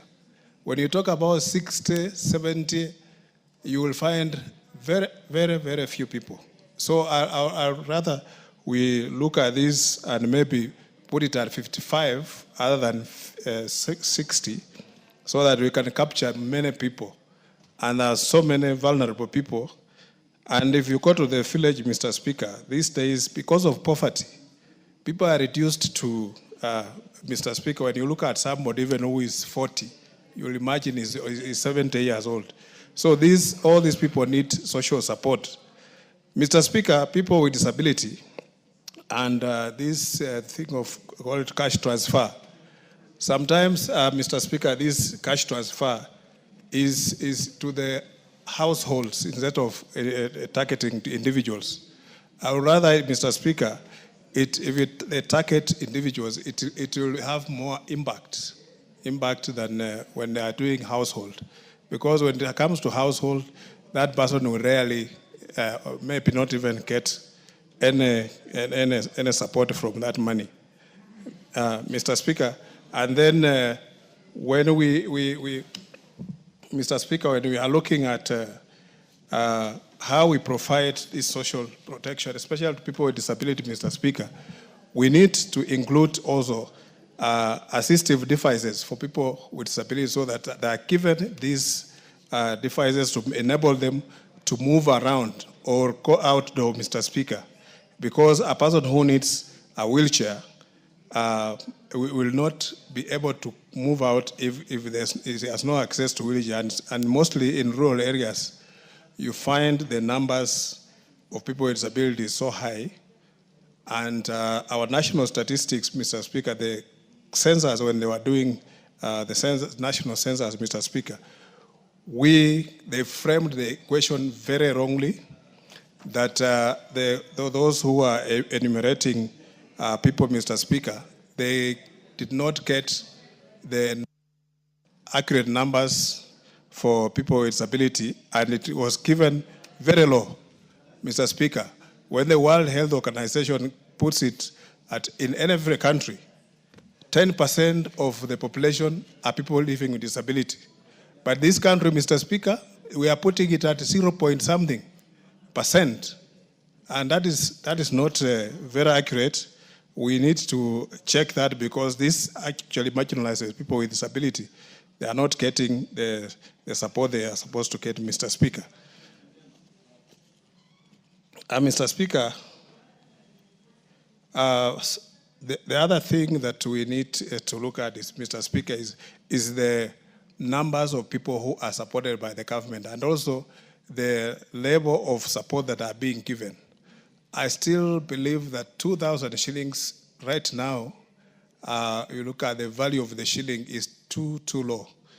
If that money maybe could be raised to 5,000 and also expand the numbers, because when you come to our constituencies, when you count the people who are getting that cash transfer, there are very few. So we just need to change the way this thing is done and then include more people. These people are very few, the numbers are very negligible. So if we don't, Mr. Speaker, reach out to as many people as we can. And I'm also not very comfortable that this transfer is done through the chiefs. This, Mr. Speaker, maybe there's a better way we can do it, because some chiefs also just behave, they don't behave well. They even make it more difficult for these people to access their money. So it will be better if we use the constituency offices. The constituencies, Mr. Speaker, I think will provide more accurate information and will also be very effective in terms of transferring that money to the people, Mr. Speaker. Mr. Speaker, I think I support this bill. Thank you very much. Madam Barto.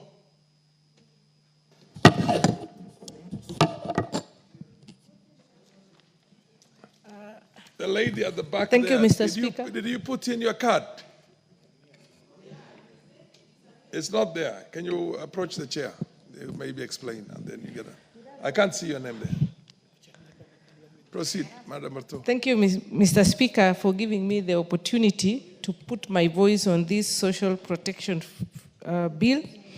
Mr. Speaker, it's a very important bill because it is going to give a legal framework on how the people in our societies who are vulnerable are going to be supported.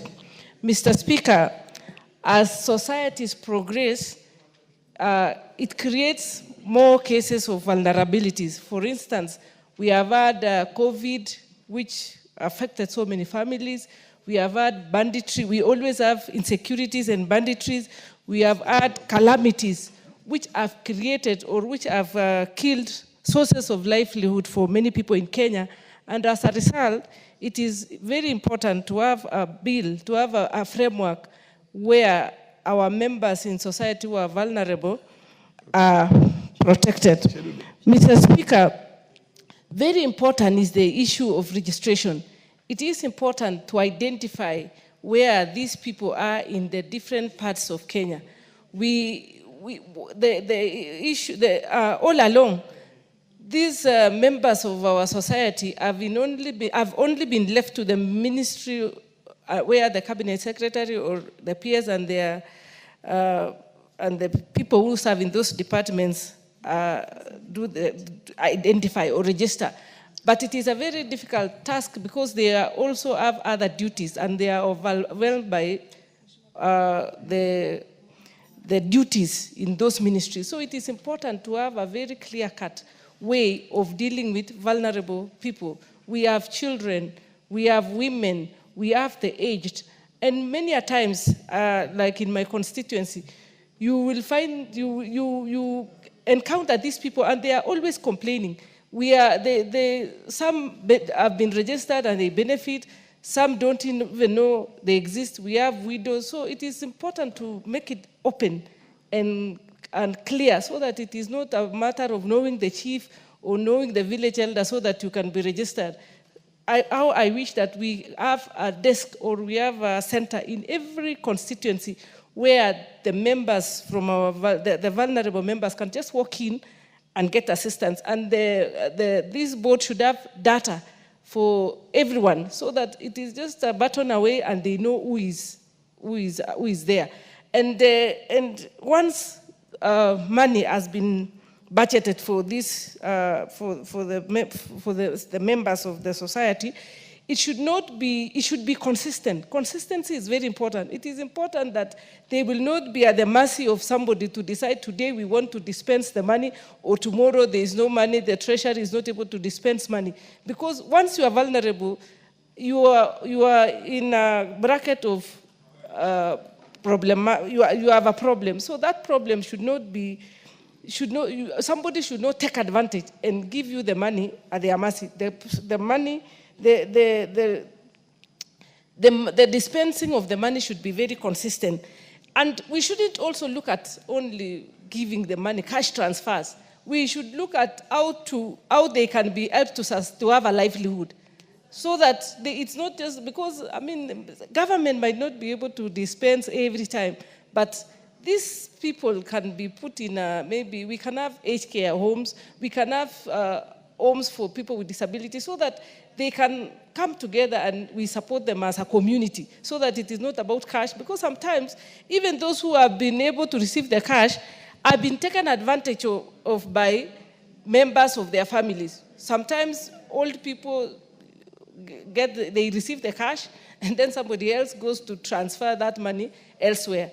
I have a case in my constituency where one old lady committed suicide because when she received the money, her grandson went to transfer that money to his phone and he went for a drinking spree. So when she realized that the money is no more, because it had been accumulated, it was money for 3 transfers cumulatively. So because she had missed the 3 times consecutively, now when she received the money in bulk, she was so excited and she thought maybe her life was going to change.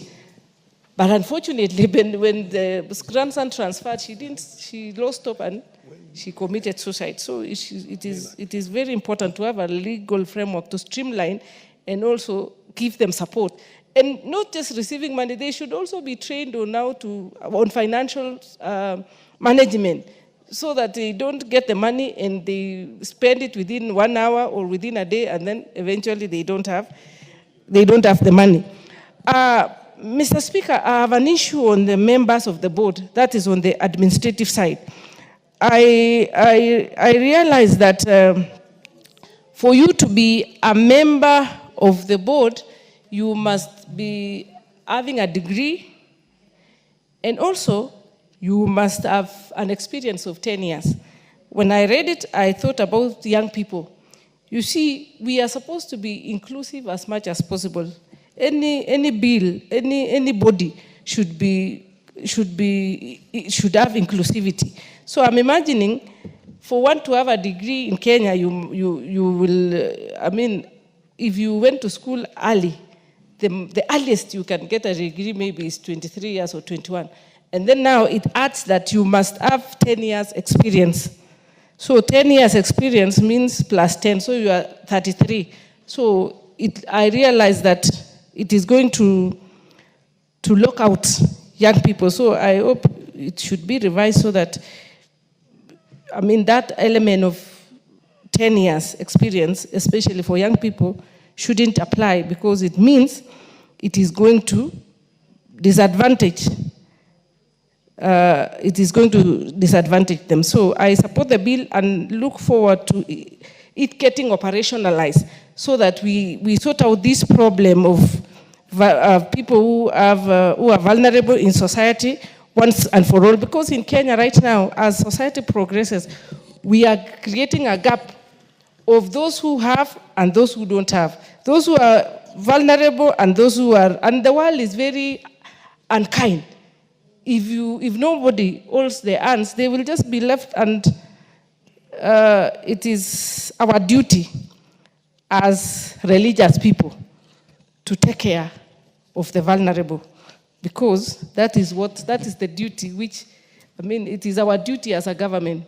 It is a biblical duty to support the vulnerable. Otherwise, Mr. Speaker, I fully support the bill, and I look forward to it getting operationalized. The Honorable Tandasa, I think if you take as little as time as possible without repeating what has already been said, you will have an opportunity for all the members, because there's a lot of interest in this matter. Proceed, Honorable Tandasa. Asante, Mheshimiwa Spika. Kwanza nisimame kwa kuunga mkono huu mswada, kwa sababu kama ingekuwa ni kwa sisi ambao tuna dini ya Kiislamu, hii ningeifananisha na ule mfumo wa zaka ambao tunasema wale ambao wana uwezo wana jukumu la kuwasimamia wale ambao hawana uwezo. Na hapa ninasisitiza neno uwezo, ambao katika mikataba ya uwezo tunazungumzia mafukara. Fukara ikiwa ni yule mtu ambaye hana chochote, hajui atakula nini, atalala wapi, atakunywa nini. Alafu na maskini ikiwa ni yule mtu ambaye ako nacho lakini hakuimtoshi. Pengine angetaka kula chapati mbili, lakini kwa wakati ule hana uwezo wa kula chapati mbili, inabidi ale moja ama nusu pamoja na familia yake. Huyo ni maskini. Kwa hivyo mswada huu na uunga mkono kwamba unafuatilia ule mfumo wa dini, kwamba lazima kama jamii tuweze kuwasimamia. Fedha ambazo watakuwa wanapatiwa ni fedha ambazo ni mapato yetu, ni yale marupurupu, ni ushuru ambao tunatozwa wale ambao tunafanya kazi, ni ushuru wanatozwa wale ambao wanafanya biashara na kupata faida. Kwa hivyo ni mfumo mzuri wa kuona kwamba hawa wenzetu wanaweza kusaidika. Sioni kwamba miaka ni kiegezo.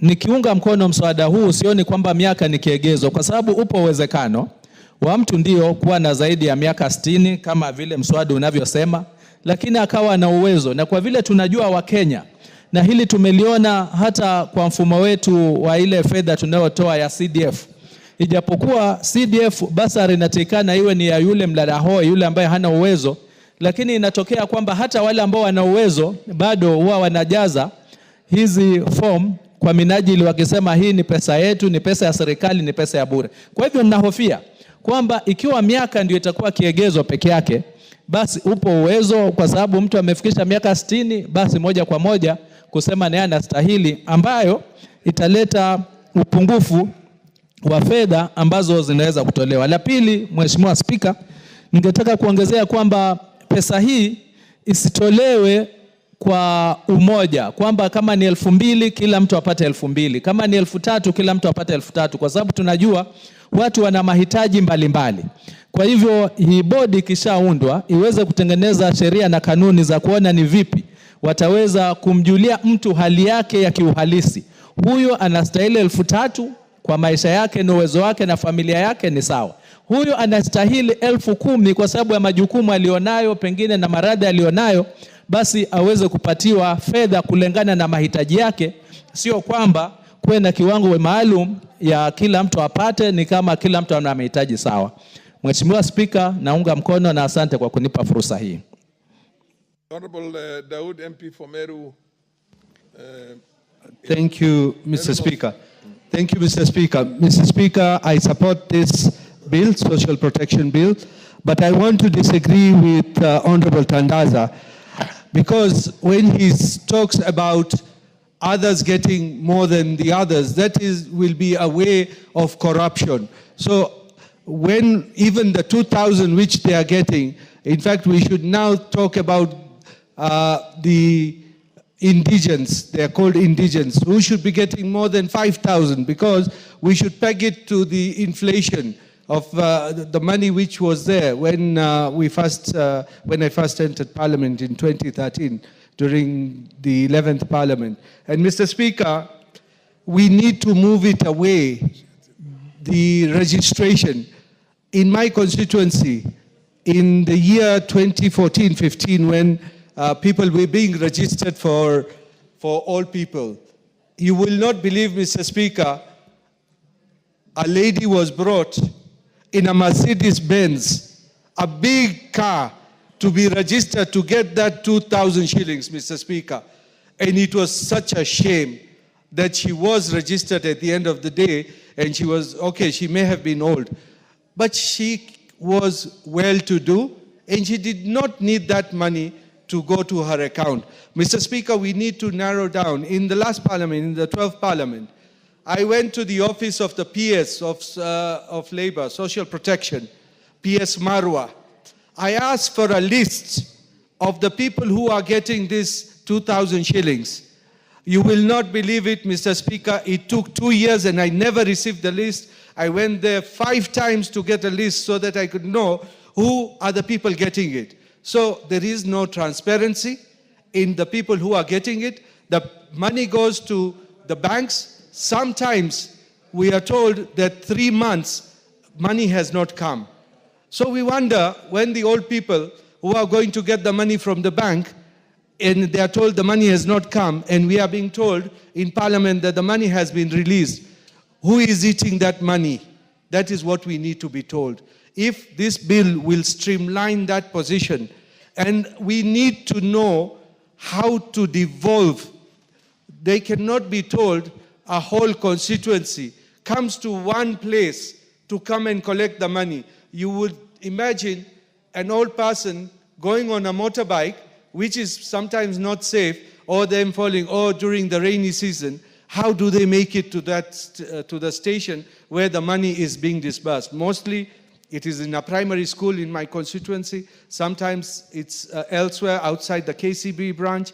We need this board, whichever will be appointed, that it streamlines how people are going to get the money. And there are many people out of the net.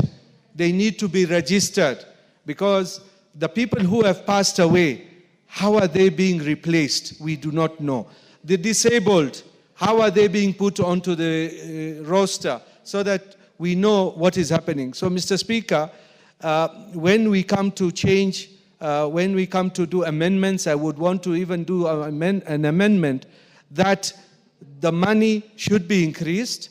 And secondly, the mode of them getting the money should be there, because it should go right to the village, and taking them onto the register, putting them onto the register, let it be done transparently, because if it's as if you know a chief is when you will be registered. If you do not know a chief, you will never get on that register. With those few remarks, thank you, Mr. Speaker, and I support, but with amendments. Honorable MP for Samburu East, Lekumentari. Lekumentari. Lekumentari, Mr. Speaker. Thank you, Mr. Speaker. Mr. Speaker, I rise to support this bill, Mr. Speaker. Mr. Speaker, our elderly people right now and the disabled on the ground are really suffering. And Mr. Speaker, this bill will come and help us to solve some problems. Mr. Speaker, when this social protection was rolled, sometimes I remember, Mr. Speaker, it came as maybe they were giving a trial. And that's why, Mr. Speaker, the startup of 2000, which we know right now, it cannot really help, Mr. Speaker. And Mr. Speaker, people may not know some places in this country. If you look at maybe the way these people are getting money, Mr. Speaker, there is nothing they are getting for sure. And I think we needed a law which can ensure that these people will get what they are supposed to get. If you look at Mr. Speaker, sometimes back, whoever is responsible for this elderly, they want maybe to verify that these people are still alive.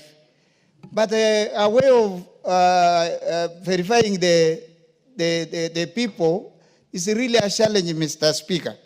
And I think if there is a body and people who are responsible, they will have a way of verifying that these people are alive.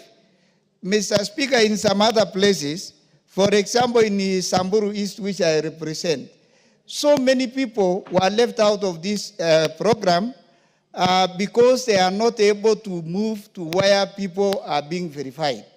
And I think we needed this bill so that we can at least identify and know how these people can be verified that they are alive. And Mr. Speaker, we are not equal in this country. 2000, which maybe can help somebody in other places. But there are places in this country, Mr. Speaker, which are very fast. And the 2,000 cannot help even the people they are supposed to help. And I think the intention was good, Mr. Speaker. But the implementation of these social protection resources are not really taken care of well. And I think this bill will help us to solve some problems the elderly and the disabled people are facing in the country. And I think, Mr. Speaker, even the disabled, I realize even the disabled, when you are, the people say you are disabled, you are not allowed even to go and get your funds or the money you are supposed to get, even if maybe you are on a wheelchair, because that time they consider you are not disabled. That you needed somebody to go and sign the money on your behalf. And Mr. Speaker, money nowadays, even your own brother, even your closest person, many people are not really genuine when it comes to money. And Mr. Speaker, we have lost so many people in this process because people are coming to get money and the conditions they are, you can get people being carried, even using wheelbarrows. That is a very bad state, Mr. Speaker.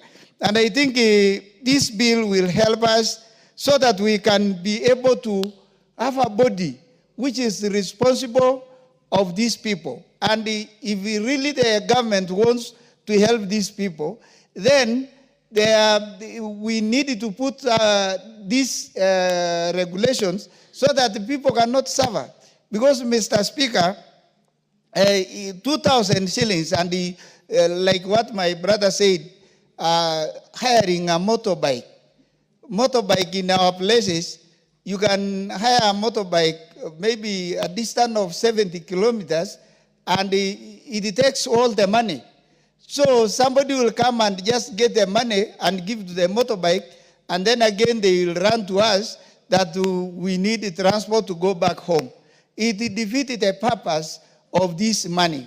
And I think, Mr. Speaker, this is a very important bill.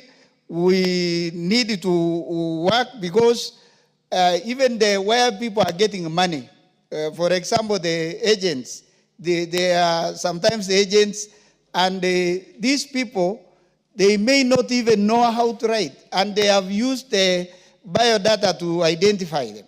Sometimes, Mr. Speaker, the fingerprints do not work for these people.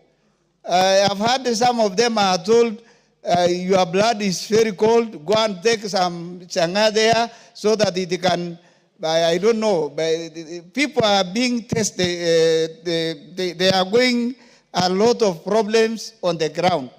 And I really don't understand why they have used the finger to identify you, and now the fingerprint do not work. I don't really understand that.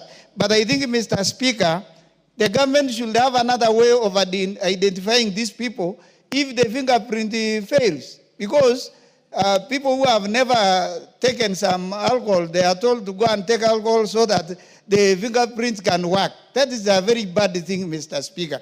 And I think, Mr. Speaker, there is a lot of corruption even in these funds, that people are being told to give something so that you can get your money.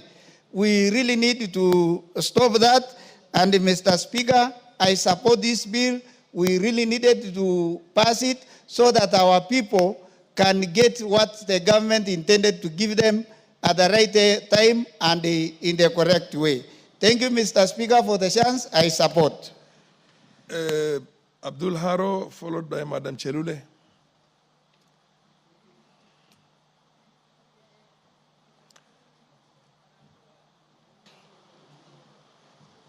Thank you, Honorable Speaker. From the onset, I stand to support this bill, the Social Protection Bill 2025. Honorable Speaker, this bill and the program it intends to create is a very important bill which has come at a very timely moment in our country. Honorable Speaker, the principal object of the bill is to reduce poverty and vulnerability. A lot of Kenyans have fallen into poverty as a result of a lot of vulnerabilities, which have been resulted because of the so many things happening around us, including the too many conflicts that are happening around us, the pandemics, recessions, environmental disruptions, and economic crisis. Honorable Speaker, as a result of that, a lot of Kenyans have fallen into poverty and a lot of Kenyans have faced a lot of vulnerabilities. And the bill is aimed at improving the well-being of the people by providing assistance, services and programs that build human capital and cushion people against risks and contingencies throughout their life cycle. Honorable Speaker, this bill aims at expanding the already existing social safety program.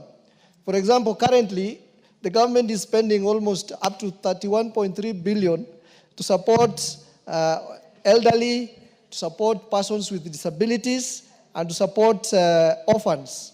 What this bill is intending to do is to expand that bracket so that to include and cushion workers affected by disruptions. For example, if you lose your job, the intention of the bill is to cushion you against that. Honorable Speaker, the bill has defined who is a person in need, which includes orphans and vulnerable children, people who are in poverty and elderly members, persons with disabilities, and persons in extreme poverty, and persons affected by shocks. Honorable Speaker, the bill is also defines what benefits that these vulnerable people will get. For example, it's very innovative in the sense that it's not just targeting providing assistance, which includes cash programs and cash programs and transfers in kind. It includes assistance in terms of services, which include rehabilitation, psychosocial support, respite care for services, feeding programs, home-based care, and promoting skills and knowledge for some of those vulnerable people. Honorable Speaker, if we recall, the last regime had intended to come up with what was called an employment insurance fund, which was supposed to be contributory. The employer pays part of it, and the workers pay the other part of it. But because of the tax burden that Kenyans are facing, this regime has come up with this innovative idea where it is going to give direct support from the national government. And Honorable Speaker, it will also be very important for Kenyans to know that many countries have a similar system. Like, for example, in Australia, they have an uncontributory social welfare system like the one we are introducing here. But in South Africa, we have a contributory system where the employer pays part and the workers pay part of it. With those few remarks, Honorable Speaker, I fully support this initiative and I thank you for the opportunity. Madam Cherule. Asante sana Bwana Spika kunipatia hii nafasi pia kuchangia kwa mswada ambaye imeletwa katika bunge la taifa. Hii Mr. Speaker ni mswada moja ambaye imenifurahisha mimi kama kiongozi katika National Assembly. Ni mswada ambaye itafurahisha wale watu ambaye wametuchagua.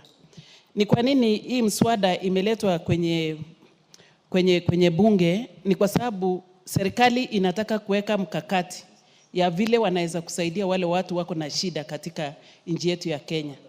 Na wale watu watafaidika katika hii mswada ni wale watu wamewekwa imewekwa katika kikundi fulani, kikundi ambaye wasiojiweza katika jamii, kikundi ambaye ni senior citizens katika nchi yetu ya Kenya, kikundi ambaye wanaitwa widows and widowers, wale watoto ambaye wamefiwa na wazazi wote. Hii ni mswada ambaye italeta raha kwa wale watu hawajiwezi katika jamii yetu. Ninaunga mkono, nimesikia wenzangu, waheshimiwa wenzangu wakiongea. na nikaonelea kwamba hii ni kitu mswada ambaye imeletwa na serikali ni ya maana sana. Hii ndio itapatia nafasi serikali kupeleka hata mafunzo pale nyumbani. Ijulikane nani ana shida na ni nani watatengeneza mkakati ya kujua ni nani atafaidika na mambo kama hii. Bwana Spika, unakumbuka wakati ya uongozi wa His Excellency the President Moi, during that time, wakati huo yeah, watoto walikuwa wakipata maziwa ya Nyayo. Rueda, what's your point of order? Bwana Spika, wakati huo watoto walikuwa wakipata maziwa ya Nyayo. Honorable Rueda Obo is on a point of order. What's your point of order? Naona mheshimiwa hapo amekivuruga Kiswahili. Anasema namna hii. Namna how. Proceed, Madam Cherule. You have a nice tip for... Asante Bwana Spika. Unajua tuko kwenye bunge, tumechaguliwa sisi tufike hapa. Hakuna kiongozi ambaye anafaa kupeleka mwingine kwa shule. Hii ni Kiswahili yetu ya kule nyumbani. Na hawezi kufananisha na Kiswahili yao ya Lamu ama ya Mombasa. Lakini yale yote ambaye nimesema imeeleweka na watu wangu. Pengine watu wake hawawezi kuelewa Kiswahili yangu. Lakini Bwana Spika, nimechagua kuongea kwa Kiswahili. Ni kwa sababu ninataka wale watu ambaye walinichagua nikuje bunge hii waelewe. Na watu yangu wanaelewa. So ile ya Mheshimiwa Rueda atapeleka masomo kule kwao. Amenipotezea wakati Bwana Spika. So hii ni mswada ambaye itatengeneza mkakati ya vile wale wanahitajika kusaidiwa wasaidike. Na tena watapata habari kwamba mpango serikali imetengeneza. Kwa hivyo wanaponisikia saa hizi wanajua kama ni wanawake ambaye ni widows ama kama ni wanawake ambaye ni widows na widowers pia kwa wanaume wanaelewa kwamba watapata usaidizi kutoka kwa serikali yetu. Kitu ya maana Bwana Spika ni mkakati ambaye serikali inatengenezea wananchi wake. Na sisi ni tofauti katika nchi yetu ya Kenya. Hao watu ambaye tunaongea juu yao ni wale watu wazee hawana hata usaidizi wa wowote, hata nyumba. Na unajua Bwana Spika, hii mambo ambayo tunaongelelea katika bunge hili ni mambo ambaye imewekwa kwa katiba yetu ya Kenya. Kwa hivyo mswada ambaye imeletwa hapa ni vile itatoa mkakati mzuri ambaye itafaidi wananchi wa Kenya. Kwa hiyo Spika, mimi nikiwa mwakilishi ya Nakuru, awamesikia, ninaunga mkono mara 100. Asante. Mheshimiwa Karoli Omondi akifuatwa na Mheshimiwa Badibadi na Rueda Opo katika hiyo orodha hata tuki. Thank you very much. Alafu kisha na Sabina Chege. Thank you very much, Honorable Speaker. I'll try and be brief. Let me begin by acknowledging the good effort at providing social protection to the vulnerable members of our society. I'm aware that this is part of the conditionalities between us and the Bretton Woods organizations. So the bill Mheshimiwa anajua ni Bedzimba sio Badibadi. Basi haya, shaelewa. Yes, but as much as that is the case, I'm foreseeing some few challenges that I think we need to point out in good time so that we don't run into headwinds. What we are trying to establish here is a non-contributory social protection program, meaning the cost will be borne by the National Treasury, the whole lot of it.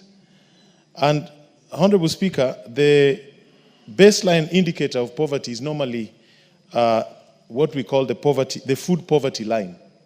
Food poverty line, in other words, they'll tell you what a human body needs in terms of nutritional requirements or food energy requirements, the amount of calories you should consume in a day. And this is then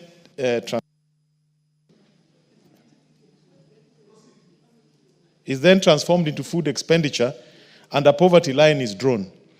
If you look at the last Kenya National Bureau of Statistics review, our food poverty line, when applied, ranged between 16.5, which was the highest, the lowest incidence of poverty within Nairobi, to about 82.7%, which was the highest in Turkana. That notwithstanding, there are other variances in between there. But, Honorable Speaker, if you look at Section 28, subsection 3, where we are listing those who are vulnerable, orphans, persons with disabilities, persons affected by shocks, etc. One would clearly see that these categories are actually not a measure of poverty or a measure of need. I think we need to relook at this bill and figure out what tool are we going to use to create a clear baseline of who the poor person is. These ones can be categories for either giving priority consideration or for giving fast intervention. But they cannot be the measure of poverty.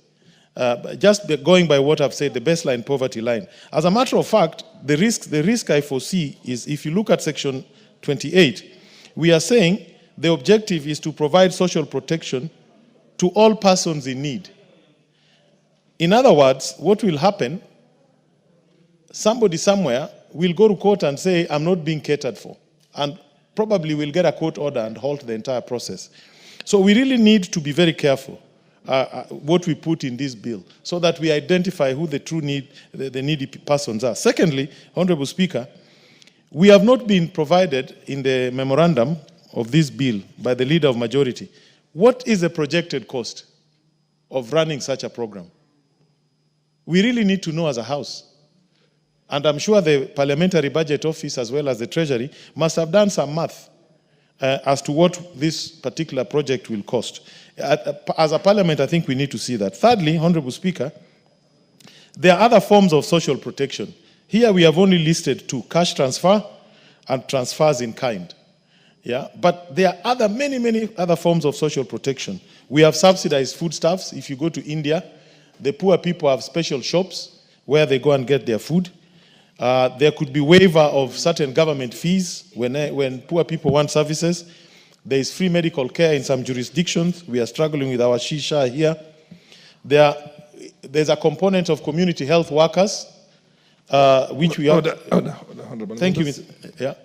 Honorable members, Honorable Karoli Omondi, you will have an additional 7 minutes when the debate resumes. Honorable members. And then you will be followed by the Honorable Bedzimba, Honorable Obo, and Honorable Chege in that order, once we resume debate on the same matter. In the meantime, the time being 1:02 p.m., this House stands adjourned until today, Wednesday, the 23rd of April, 2025, at 2:30 p.m.